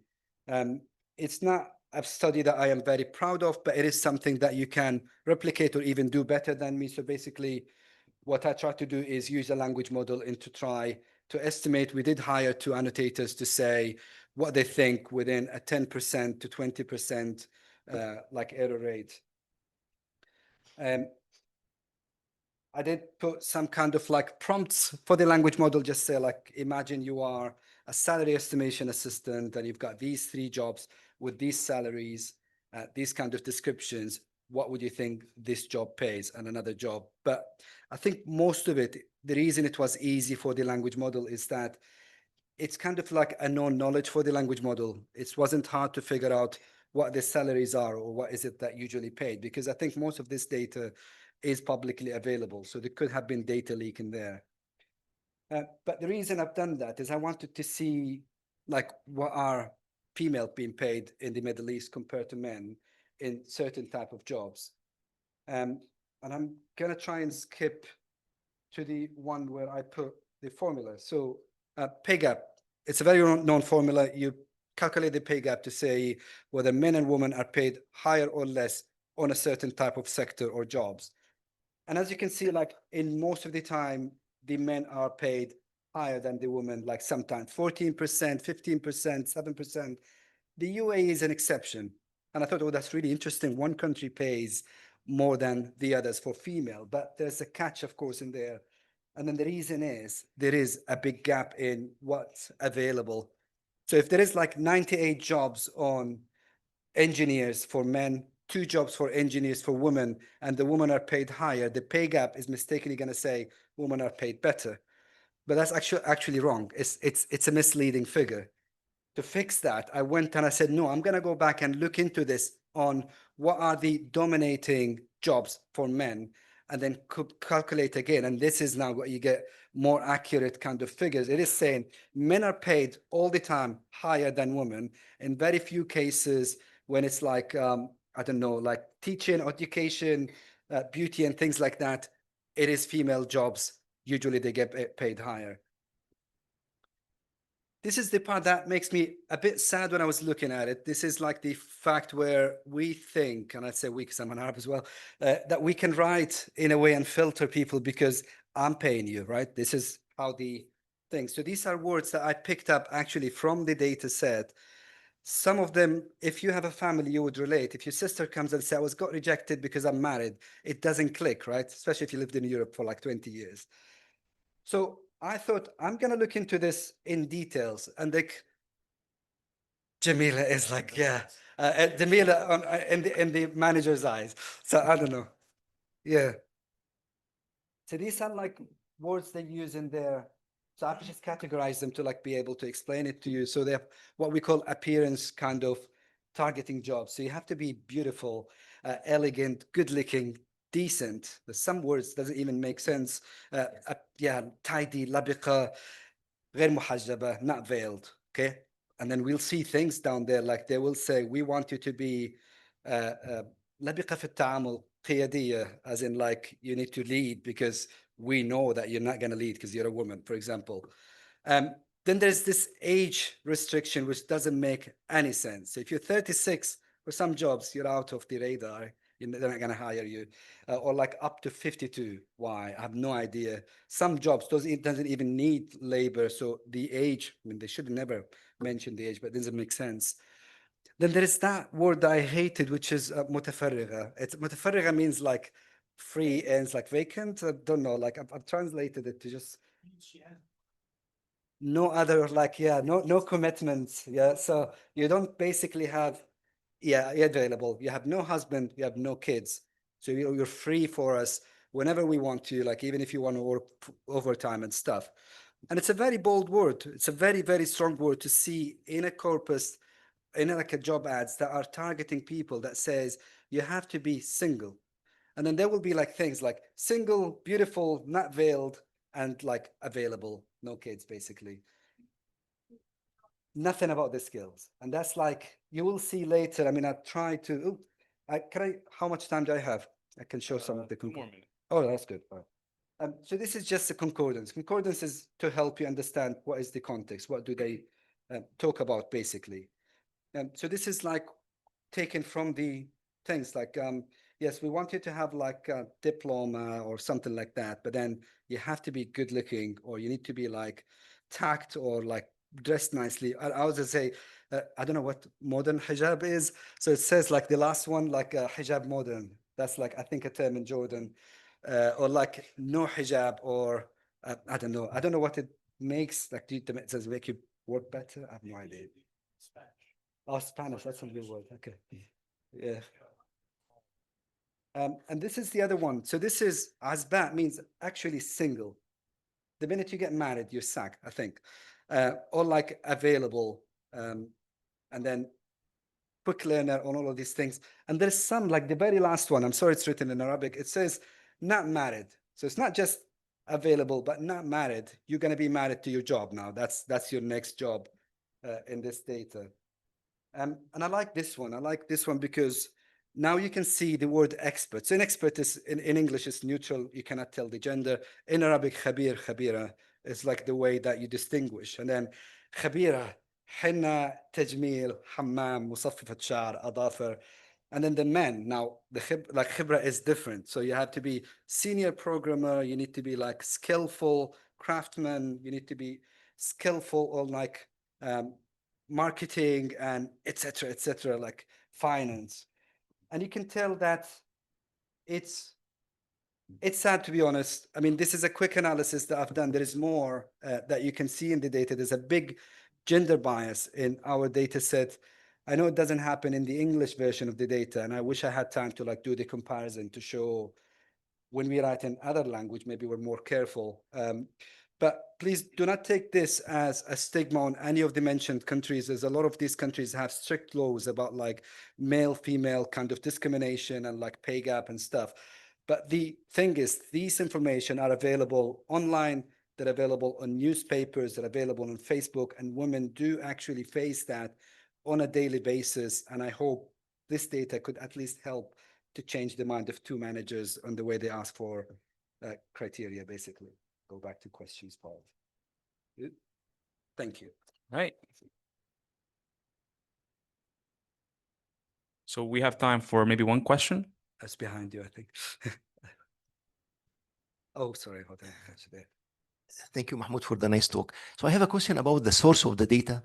Did you crawl data from byte.com, which is the largest website that cover jobs from all the Arab countries, or you look, let's say, for Facebook pages, or no? What's the source? None of these websites that has a paywall or like a really strict ethical data. So what we did is we looked for websites that could allow us to scrape. So the robots.txt says clearly that you're allowed to scrape. There is no like data behind walls. So that's what we targeted. I think that's what I use as a gray area to try and collect data.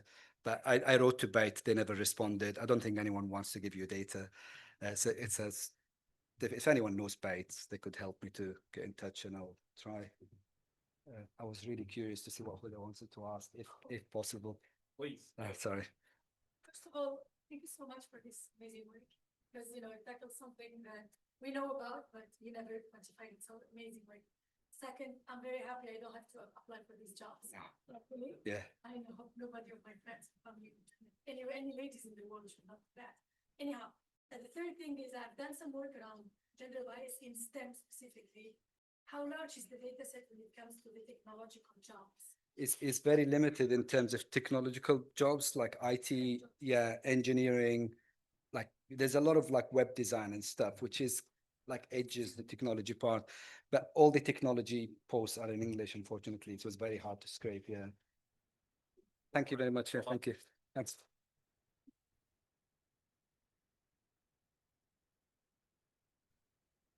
All right, so on to the next presentation. We have feature engineering is not dead, a step towards state-of-the-art for Arabic automated essay scoring. And we have Marwan to present.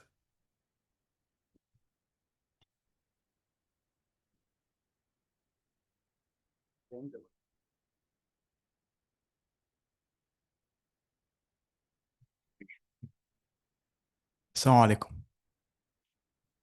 My name is Marwan, and I'm a researcher at Qatari University. And today I'm going to be presenting my work with the title of Feature Engineering is Not Dead, a step towards the state of the art. A step towards the state of the art. I'm going to be presenting it on behalf of my colleagues Suhaila and May, and under the supervision of Dr. Tamer Said. So if you are following with my colleague May yesterday, she introduced our problem, but I'm going to do it again. Automated essay scoring, or for short AES. So in standard settings, students are tasked to write essays for writing tasks. And after that, teachers are usually the ones assigned for grading that. And this usually takes a lot of time and effort from them. So we aim to develop a solution that would grade the essay. Given a prompt and a rubric, it would generate a trait score, where each trait corresponds to a different aspect of the essay, and a general holistic score. And this in return would save a lot of time and effort from teachers. So moving on to our motivation, our main motivation was the work done in Lee and Nig in 2024, where they used a simple feature-based approach with a new introduced feature set, and they at that time achieved the state-of-the-art performance for AES, for holistic scoring. So the question begs itself, can we do the same for Arabic? So that was the point that we started from. We started collecting features from Arabic and English literature, which puts us for our feature set. We have over 800 features distributed over 5 categories: syntactic, lexical, surface level features, semantic, and readability features. You can see here the green boxes correspond to subcategories that are Arabic based and taken from the Arabic literature, while the red boxes correspond to subcategories that are taken from the English literature. And blue boxes correspond to new introduced literature, new introduced subcategories. Moving on to our training setup. So all of the models in our study here use a cross-prompt setup, where every model is trained on multiple writing tasks, and in inference time, it's tested on a completely new unseen task. This is a very realistic scenario, and tries and aims for our models to be generalizable and robust for real-world real-world use. So moving on to our research questions. Our first one would aim to explore if feature engineering is really effective, and if the use of feature engineered features along with complex models really beneficial and would improve the performance. And lastly, what is the overall best model for our study in our study? So the models in our study are categorized into 3 main categories: feature-based models, where essays go into a feature extraction phase, and handcrafted features are then extracted and passed into a simple machine learning model. For example, here we have linear regression random forest neural networks. And then moving on to the hybrid architecture, where we have the essay and it's fed into an encoder, and also handcrafted features are extracted. The figure is a bit messed up, but handcrafted features are extracted and are used with embeddings. Here we have two architectures. We have ProTact and we have ArabBert. ProTact is the state of the art for English, and it uses POS embeddings, while ArabBert is a transformer-based models for Arabic. And lastly, we have LLMs. Here we use LLMs for direct scoring, where we tried different prompting techniques. And in this experiment, we have FANAR and Command R and Allam. So moving on, I will be introducing a new proposed architecture that would be under the category of hybrid models. Here, the essay and the prompt are concatenated and are fed into an encoder, which is ArabBert, and the output tokens are then max pooled and concatenated with a feature vector. This combined vector is then fed into n parallel layers, where n here corresponds to the number of traits plus the holistic score. This is then fed into a self-attention layer, and the output tokens is then fed into an output sigmoid layer, where each output node produces a score from 0 to 1 for the corresponding traits plus the holistic score. Moving on to our experimental setup.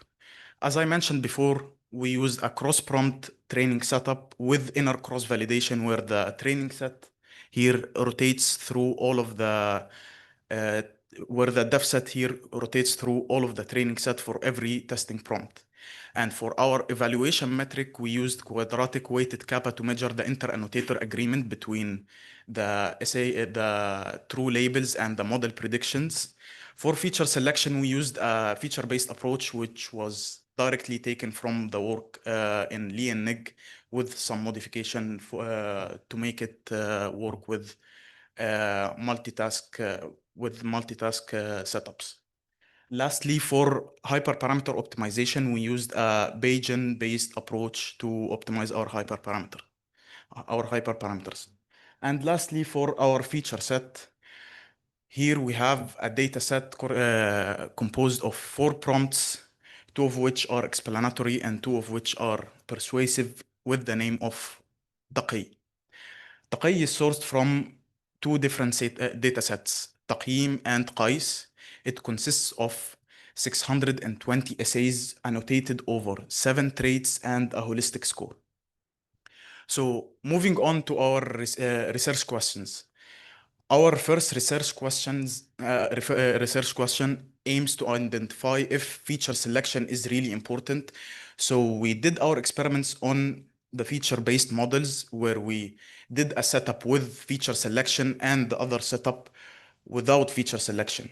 Here we can see a very clear observation in most of the models, which is that feature selection improves the model performance.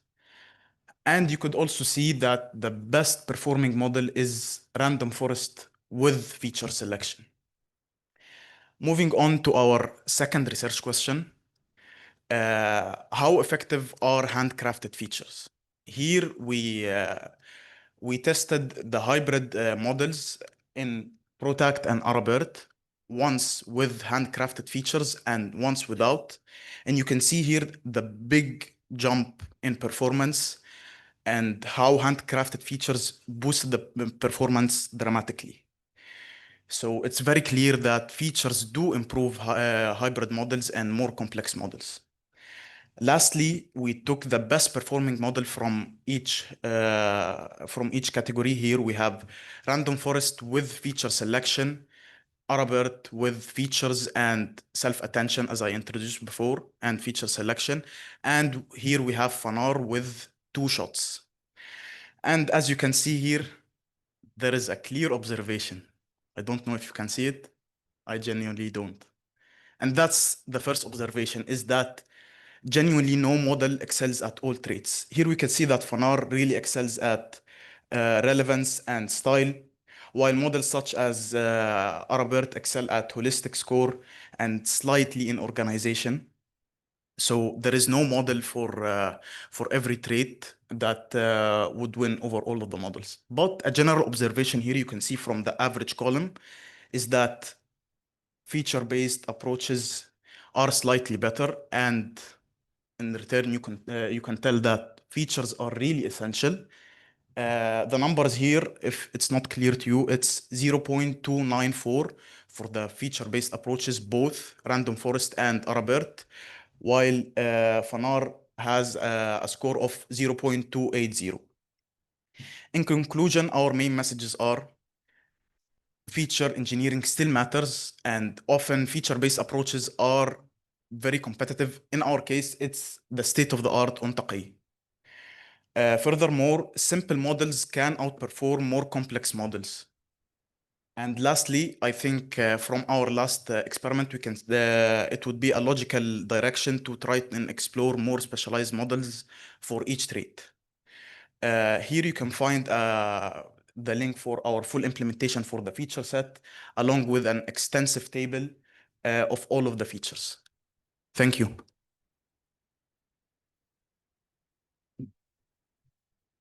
Okay, great. We have 2 minutes for questions. I could start.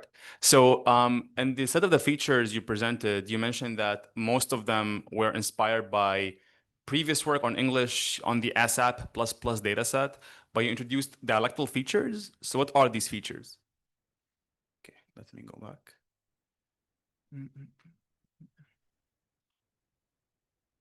Yes, we used Camel tools.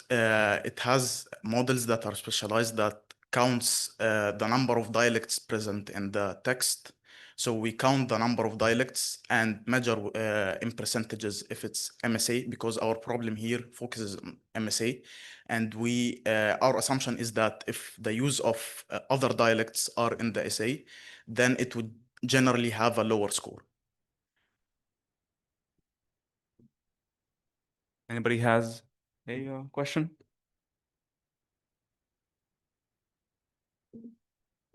I could ask more questions.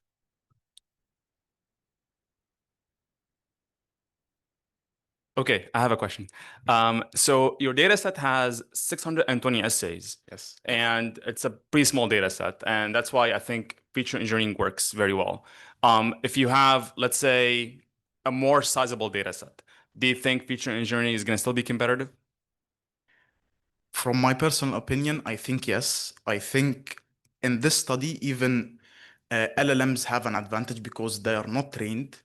So they're used in direct scoring. So I would argue that feature-based approaches here are in a disadvantage because of the size of the training data.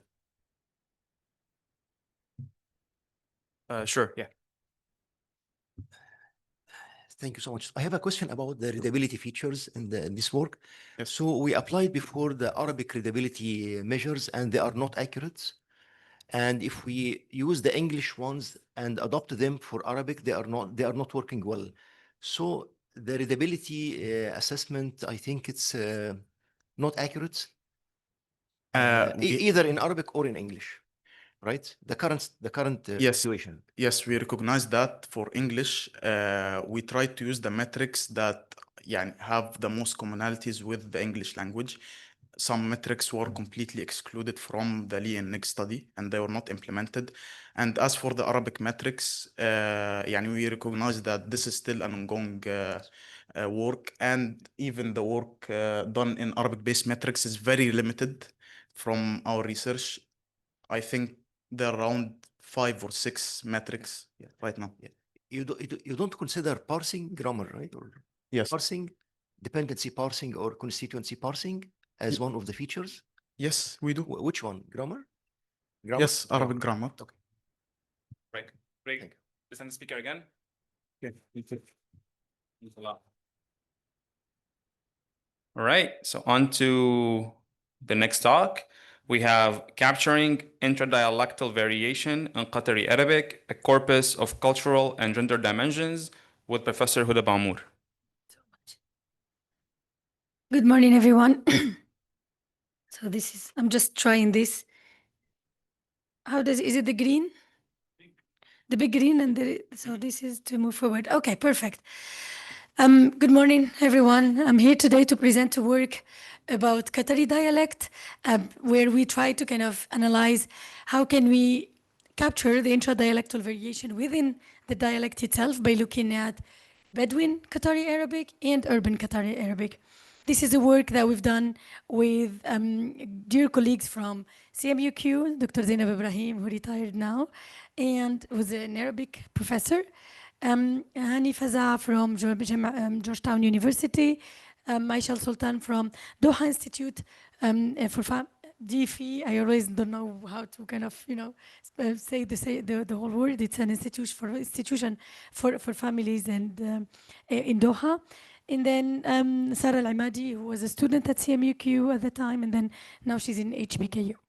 All right, so why Qatari Arabic specifically? It's because it has a rich, socio-linguistic, it has a rich socio-linguistic ecosystem where we care, there are two big classes of the dialect itself, which is the one spoken by the urban Qataris and the other one spoken by the Bedouin Qataris. And then the problem is that there is not a single resource that captures that until we did this work. So there is no data set that actually captures the demographically diverse aspect of this dialect. And also no work has the speech, which is like, the recordings or the speech and the text in the same time. When we started this project, it was like, almost 6 years ago, we applied for a grant from QRDI to kind of go and gather data about how Qataris speak, actually, and we succeeded to do it. Before that, even in our community, Qatari dialect was considered as one of the Gulf ones. And by now, after all the work that has been done in basically dialectal Arabic, we all know that Gulf Arabic is not one dialect. It is a collection of dialects that captures dialects spoken in Saudi Arabia, Qatari, Emirati, Omani, Yemeni, etc. Sometimes some people would put Iraqi with Gulf. It all depends on how you do the work.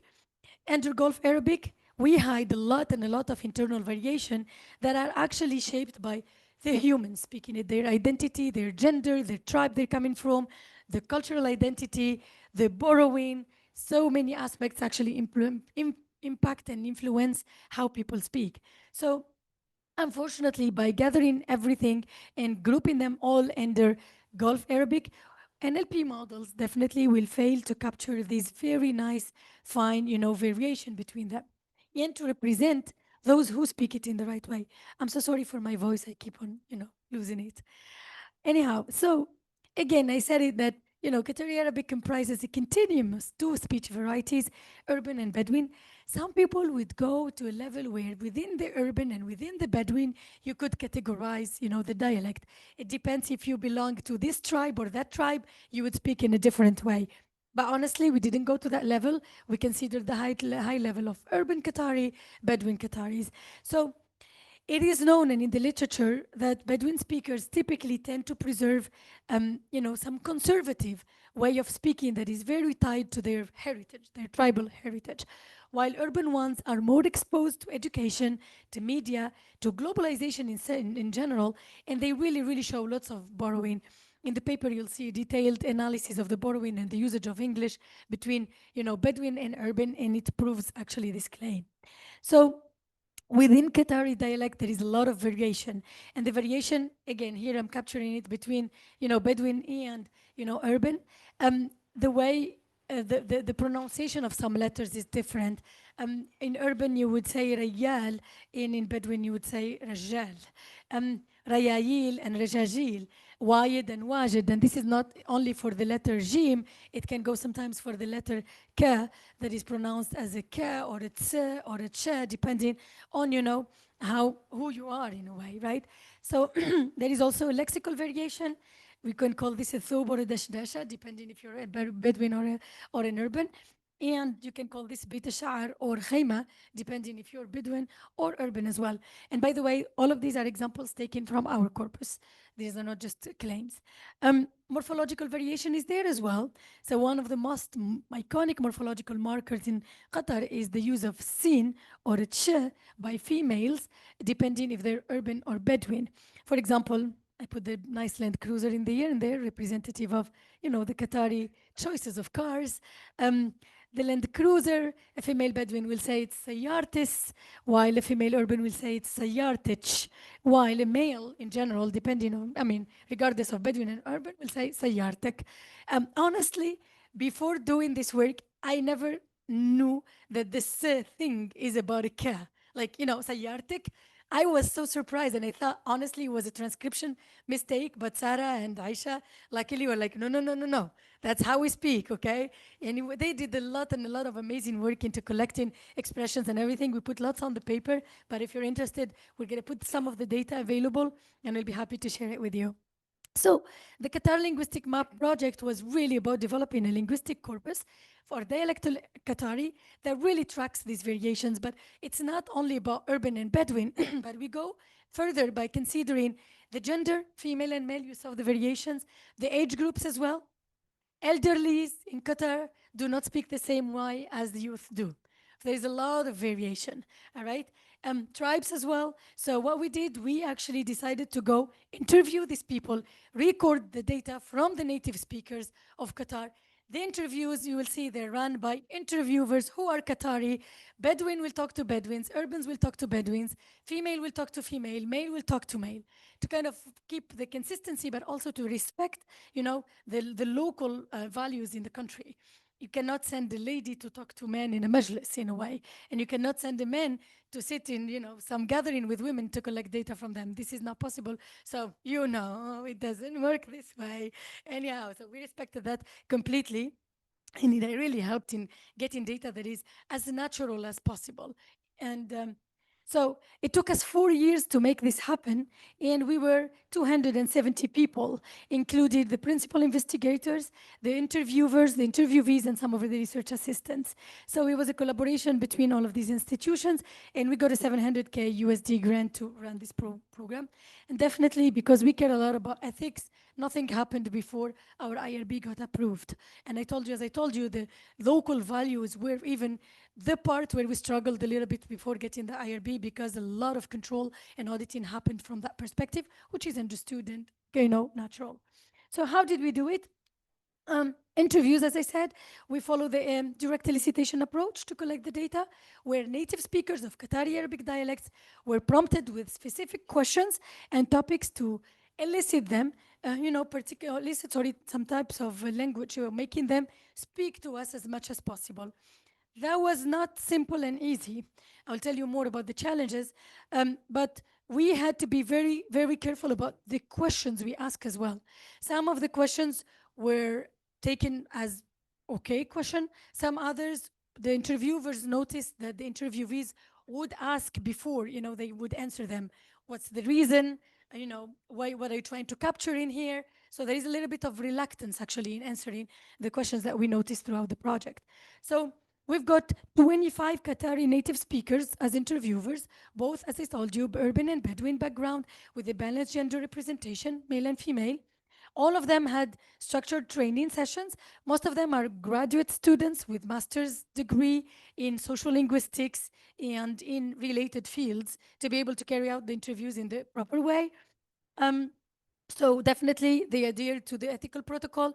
One of the things we cared a lot about is not getting the identity of these people, not saying who they are in the, you know, recordings. It helped us later in the anonymization. So we really wanted the discussion to be very spontaneous and very normal, to be capturing what the essence of how, you know, the dialect is actually pronounced and said.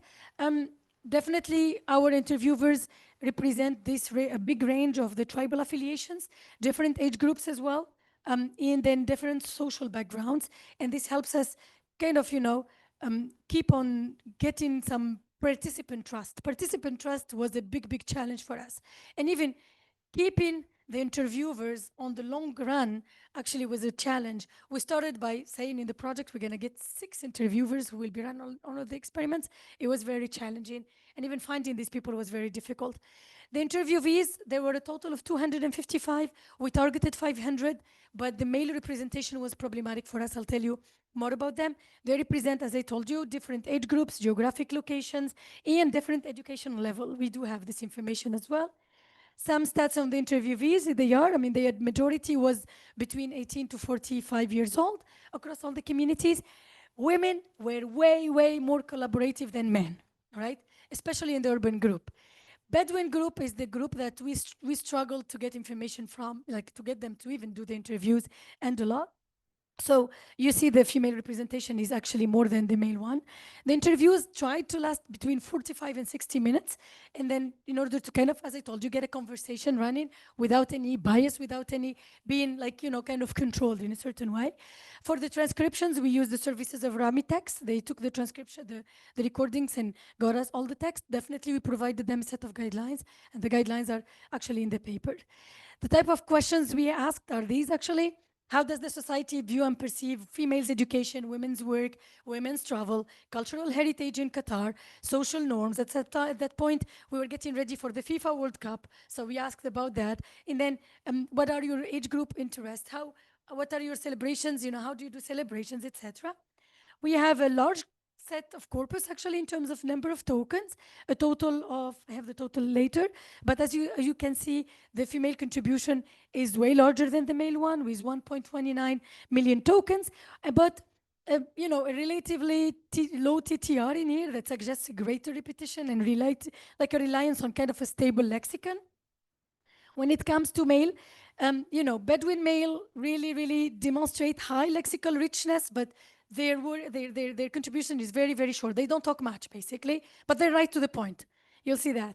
The entire corpus is 3.5 million tokens with 78K unique word types, and then an overall total TTR of 2% in a way. This is an example of the corpus. The question was, how does the society view and perceive a female's education, women's work, etc.?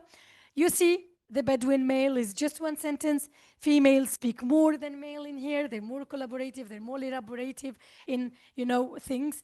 I'm not going to be speaking about the opinions here, right? But you see also the Bedouin females will say, يعني الرجل والسند في البيت يساعدس على نفسس. You see what I mean? All of these, morphological variations that you would see ساعدتش if he was a Bedouin female rather than an urban female. The use of ya instead of a jim in there. إنه ريلها يصرف عليها يعني وايد عندهم مسؤوليات. You see, the way, the opinions are different. Definitely, we did not go to that level of analysis, but the way we're speaking is actually different as well. I actually put some selected expressions here, but I don't think we have time to go through them. We also ran some literally initial experiments on dialect identification and gender prediction. Sorry, that's a mistake from me.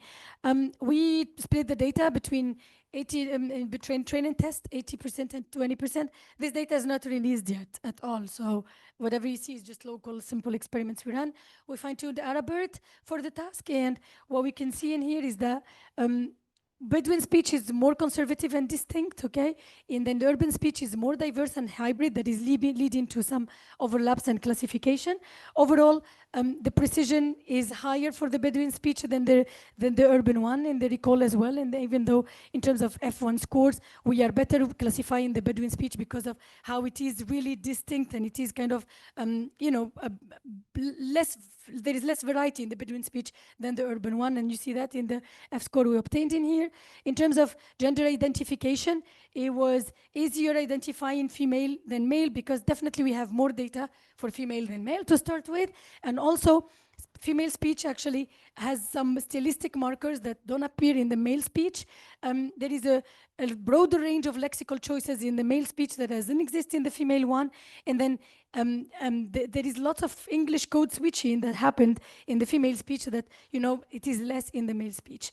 In conclusion, we built the first multimodal corpus capturing intra-dialectal diversity. Here I did not talk much about the speech because also for the speech part, we're not sure we can release it at all because it might contain some identifiers that we are failing at this stage at removing 100%. So within definitely our community we were not allowed basically to share it. After this work, what I want actually to show is that we could go ahead and do some work within someone dialect and ground it culturally. Actually, that will be helping our ArabicNLP community. Also, after this talk, I hope you guys have an idea about Qatari dialect that is different than the Gulf Arabic, and that is actually a dialect that is really shaped by identity, by the culture, and by the history. I thank you so much for this. We don't have any time for questions, so if you have any questions, please talk to the speaker offline. Follow follow the schedule.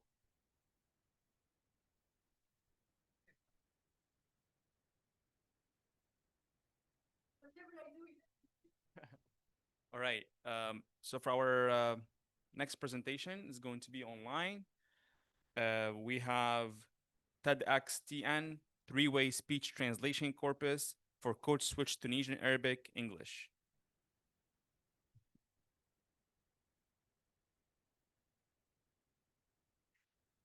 Hello?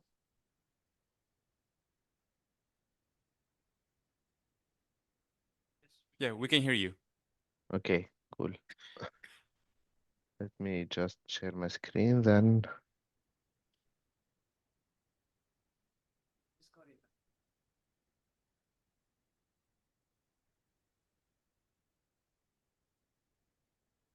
Are you able to see my screen?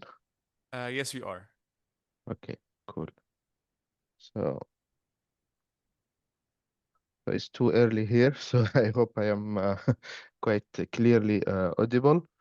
So please, yeah, let me know if there is something wrong with the slides or if I am not audible during the presentation.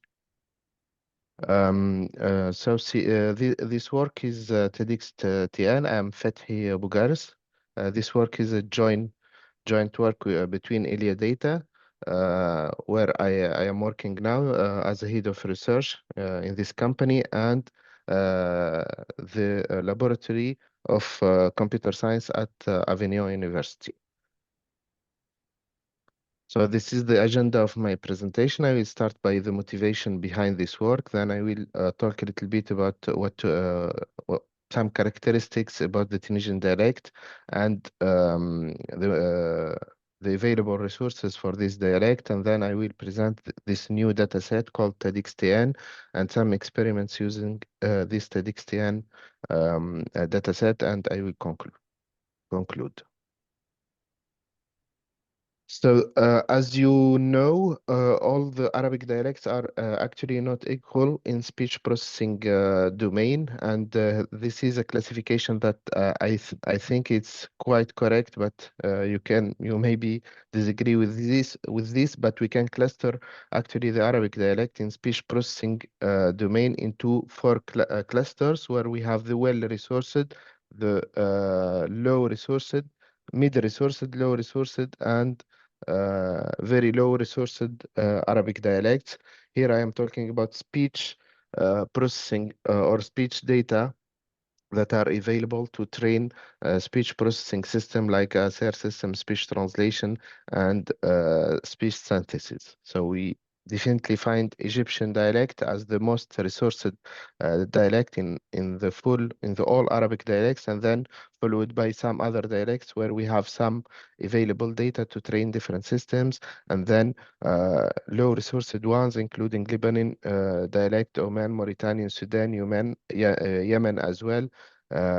And the last one is mainly Libyan dialect, for which I was not able to find any available or easily available resources to train or to adapt different systems.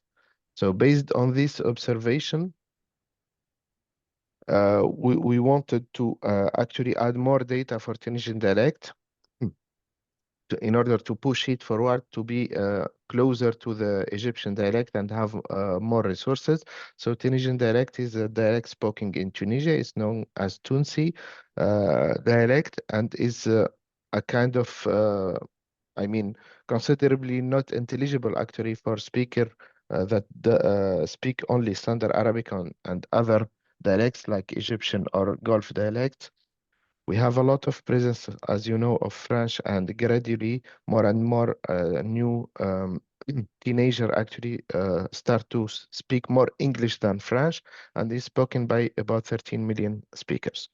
So in the written form, is mainly spoken language, but it started to be written with with the usage of an internet and usage of a lot of, availability of this of resources on the social media and so on. So, for example, good morning will be written differently. It depends of the speaker. either on Latin script or in Arabic script. As you see here, صباح الخير, صباح الخير, صباح الخير. So we have different writing possibility, mainly on the vowel part and on how we write H, الحاء in English. So we have a lot of code switching as well in Tunisian dialect, and we have different type, as we will see later, extrasentential, intrasentential, and intra-word code switching. So as regards the available resources for Tunisian dialect, we have some recent and quite available resources. The first one is TunSwitch, which is about 12 hours of Tunisian dialect transcribed dataset. It's contained Tunisian only and code switched speech dataset. It's available on the web actually, and it's used to evaluate different state-of-the-art ASR system and to fine-tune a different state-of-the-art as well automatic speech recognition system. This dataset achieved around 25 word error rate for Tunisian only evaluation set, and 29 when it comes to code switching with English or with French. We can also find IW's SLT dataset, which is distributed by LDC, and it's also presented during AWSLT 22-23, and this year also we ran this evaluation track under IWSLT for speech translation. So mainly there are 320 hours of transcribed speech, but they are all recording of phone calls, so the quality is not very good, and they are sampled at 8 kilohertz. So this data set, in like the first one, is not publicly available, and you have to be member of LDC or to pay to get this data set. Part of it is, by the way, is translated into English, which make it possible to train a speech translation system. So we have another data set also published recently called Lintu, and it's include a wide range of recording with documentary, podcasts, TV shows, and so on. And it's about 68 hours of transcribed audio recording, and it was used for to train speech recognition system with 34.4% of word error rate on the test set of that data set. We also have the Tariq data set. It's a different type of dataset because it contains about 4K oral dialogue recording from around 800 speakers about dialogue in train ticket reservation, and overall it contains 8 hours of transcribed audio. So this was used as well to train a ASR system, and it was obtaining around 30% of word error rate. So the motivation actually to collect this new data set is that there is no available data set to train speech translation system for Tunisian dialect, except the one from AWSLT, from LDC actually, which is limited to phone domain, phone calls in 8 kilohertz, and it's not available unless you have access to LDC, unless you are a member of LDC or you pay for it. So giving this, we wanted to introduce a new dataset that will be available for everyone to train both ASR system and speech translation system. So what we used as data sources is the TEDx talks. So TEDx, as you know, actually, they are local events organized by local community. They include live speakers. Actually, they are recorded in very small cities all across the world. So generally, we have more than 3K events per year under the TEDx label. So for Tunisian part, so TEDx events started to be more and more available since 2011. I was able only to find one TEDx event before 2011, which is the revolution date. So events, unfortunately, sometimes are fully in English or in French, and they are not systematically available or recorded. So sometimes you find the link, but you don't find any recorded audio. So in addition, even when you find the audio recording sometimes is not completely useful, it's not intelligible, and the recording quality is very bad.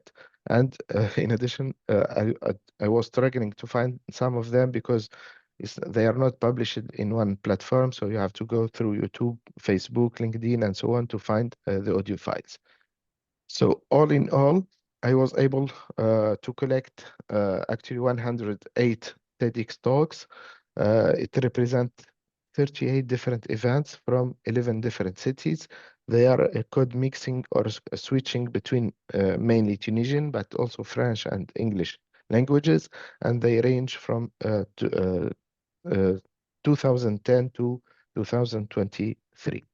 So we have 130 different speakers in this 108 TED Talks, because in some talks we have multiple speakers, and the audio duration, total audio duration was around 28 hours. So each TEDx Talks was collected, manually verified, and saved in sampling rate 16 kilohertz in waveform. So this data set was then annotated in two ways. So first, we did manual speech transcription, so writing in a Tunisian dialect, and then we translated this text into English. So the manual transcription was done by professional internal employee of Filia Data, trilingual. As you know, there is no standard orthographic, which is the case of all the other Arabic dialects. So we started from Coda star, and we augment it with the new rules when it's needed, and when it's the rules included in Coda start doesn't cover the special case found in the dataset.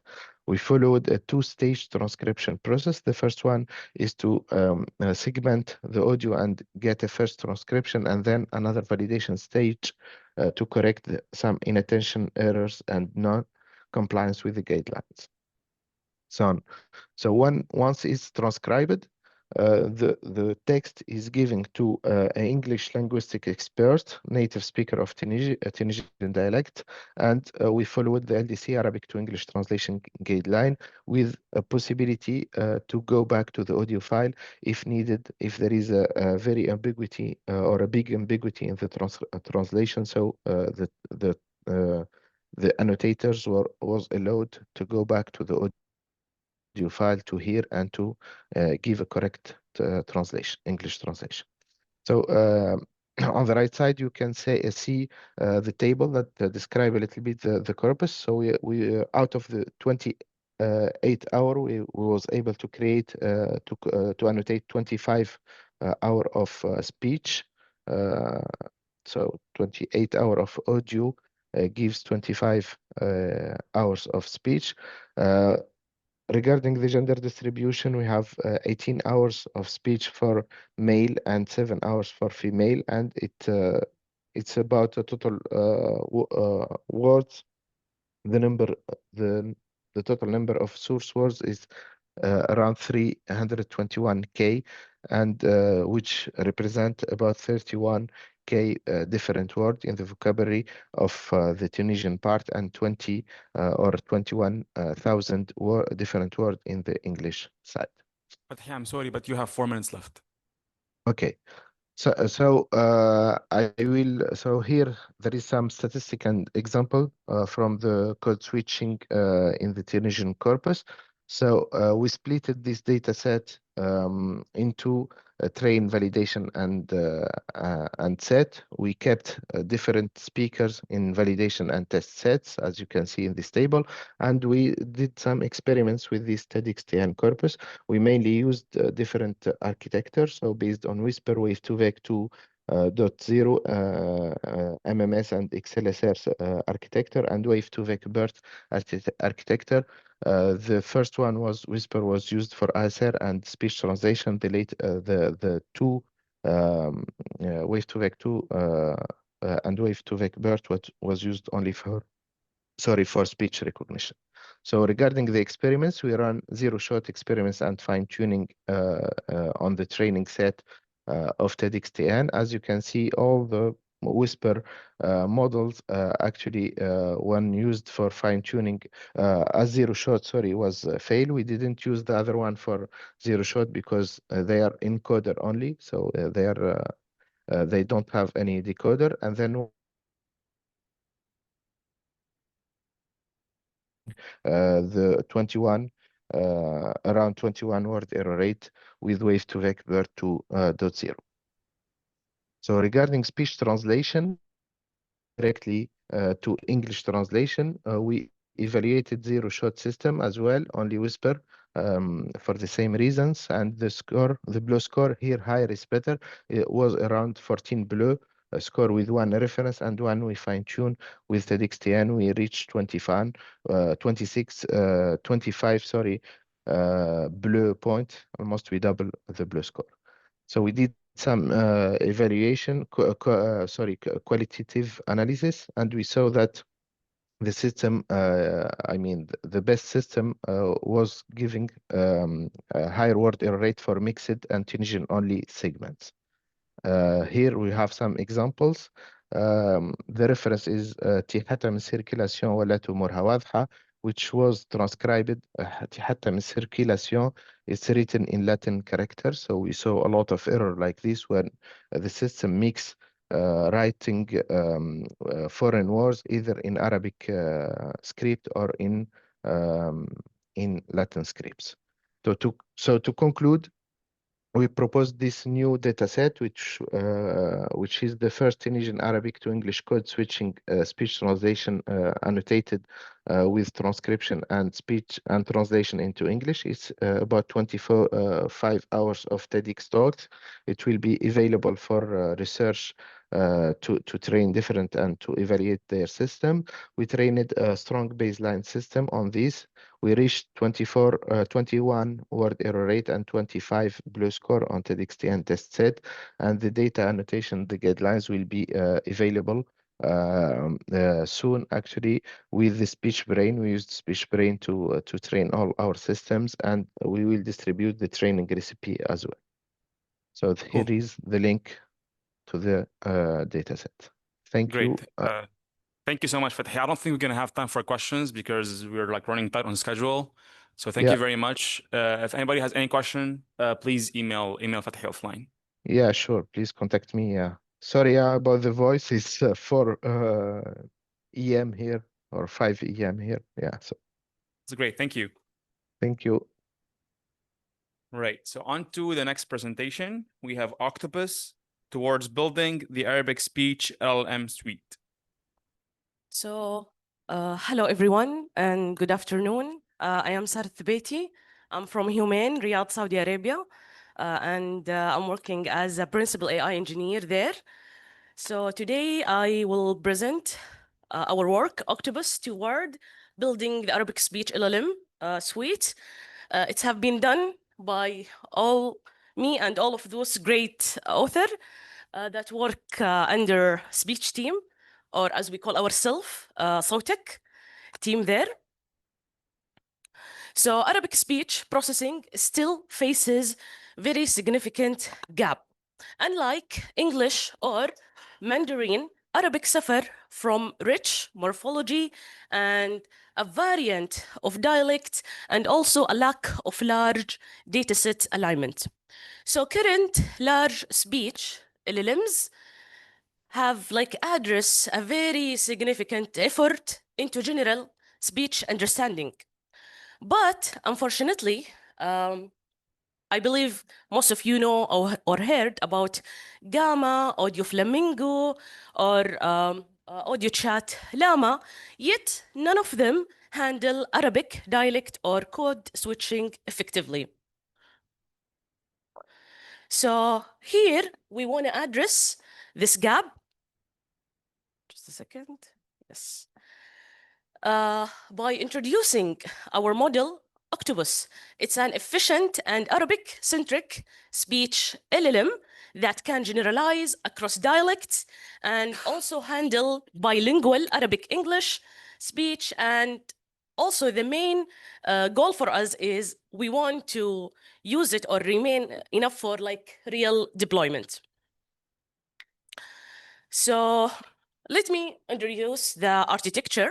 So Octopus is a family of multitask speech LLM that can understand and generate from spoken Arabic. So when I say generate, it's not like generating speech, but generating like text or like description.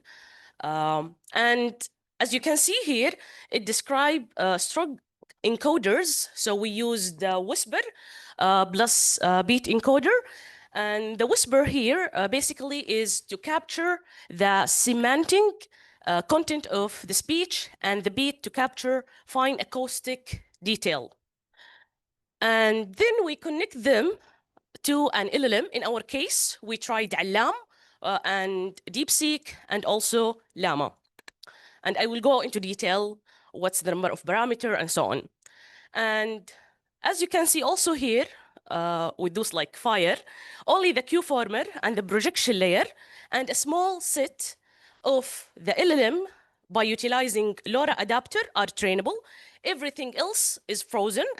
And this gives Octopus modularity, efficiency, and also very fast adaptation to new task and domain.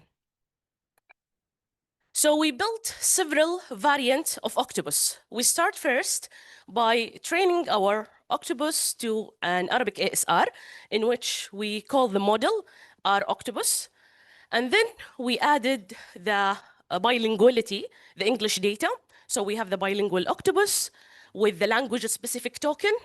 And then we have Trans Octopus, which is further includes speech translation as a training task. Finally, we developed what we call it Tiny Octopus, which is a distilled version using Distill Whisper. So we replace the Whisper Large version 3 with Distill Whisper Large version 3. And here we utilize the two small LLMs, Llama 3.21b and DeepSeek 1.5b. So these smaller models achieve, I don't want to say better, but competitive performance compared to the large one.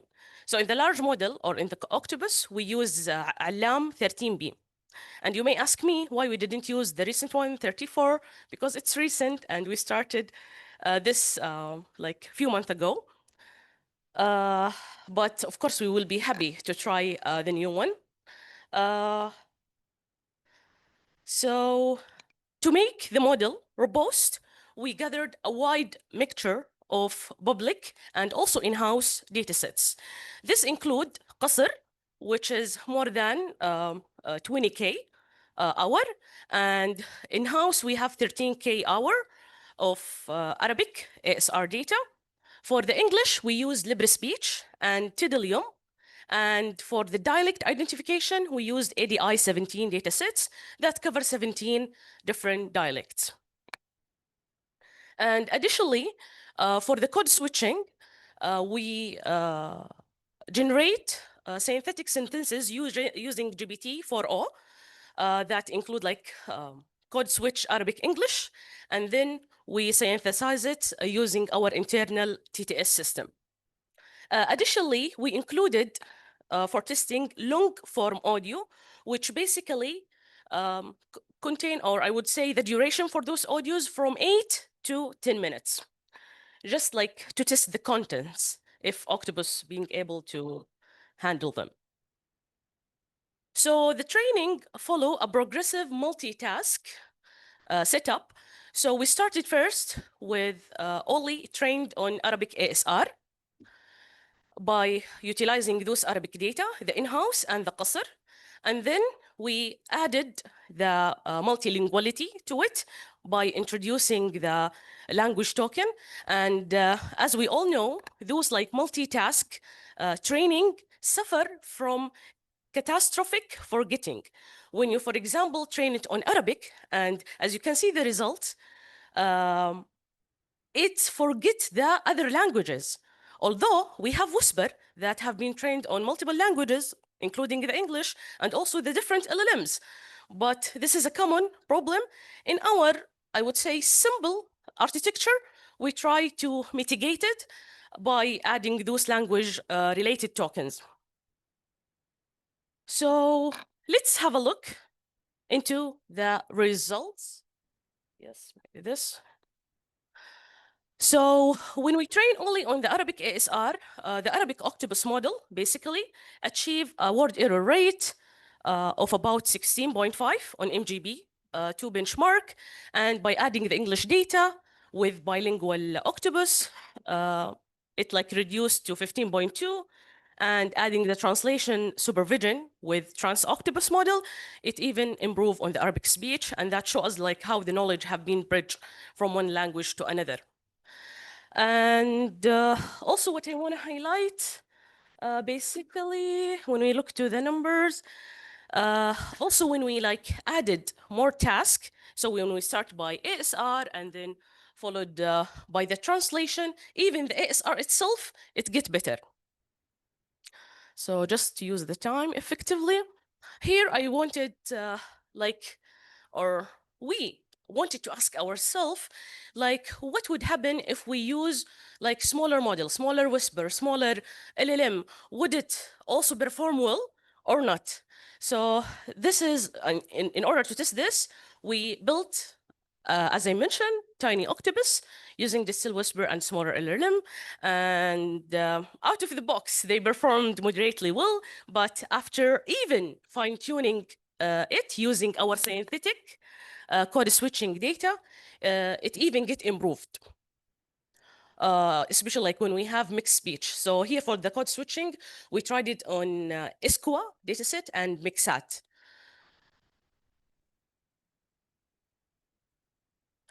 Additionally, if we wanna like have a look into what's beyond the ASR, the Octopus model also perform speech translation and the dialect identification. For the translation here, when we compared our model against Google Translate and GPT-4o, despite being trained on speech other than text, we can see Trans-Octopus and Tiny Octopus outperform both systems in Arabic to English translation. And even additionally, in order to test it on another data set, so we have from Facebook, Covosto benchmark, Trans-Octopus reach a blue score of 38.6 and BERT F score of 0.64, while Whisper Large reach 2.8, 28.8 blue score. So for like quickly dialect identification, we tested the like how accurate our model is, and for Tiny Octopus, when we tried DeepSeek or Llama, we can see the result like going from 87 to 89% in accuracy. But of course, maybe if you think that our model is doing bad in some of the dialect, so if we like, no, just quickly. So for example, here we can see like Jordanian, like mismatch of the Palestinian, and they are not far away from each other. So I would excuse the model of doing that mistake, honestly, if a human do it too. So across all experiment, there are, or they come up with like 3 insights. First, multitask learning is more effective than a single task training. Second, data quality and diversity outweigh the model scale. And third, frozen encoder plus LoRa adapter make the system extremely parameter efficient. So to conclude, Octopus represents the first complete Arabic speech LLM, and it unify ASR and ASR bilingual, code switching, translation with dialect identification. Our large model achieve the best among or across the multilingual models, and also the distilled version of Octopus, which is tiny, perform like competitively with the large Octopus. And last but not least, thank you all for your attention. And please, for those who's interested, the model and the code are publicly available on Hugging Face under Arabic Speech. Octopus, please go there, give us comment. Even يعني, your contribution will be more than welcome to do. And thank you. Right. Thank you, Sarah, for the presentation. We have exactly 1 minute for questions.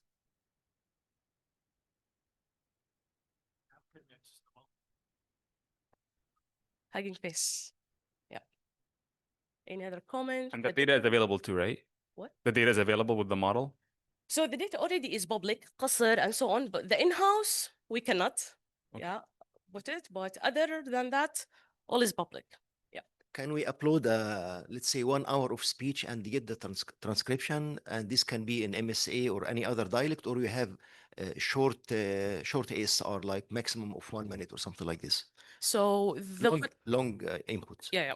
So the model by itself, like the nature of the whisper that only take up to 30 seconds. But even when we tried it on the long, we applied segmentation. Okay. Yeah. Okay. But the dialect, any dialects that cover the 70. Maximum of 50 seconds. Otherwise, you segment. Yes. So 30 seconds? 30 seconds. Okay. Yeah.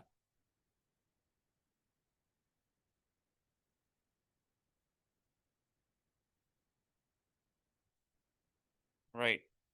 For the last presentation of this session, we have Arab EmoNet, a lightweight hybrid 2D CNN by LSTM model with attention for robust Arabic speech emotion recognition.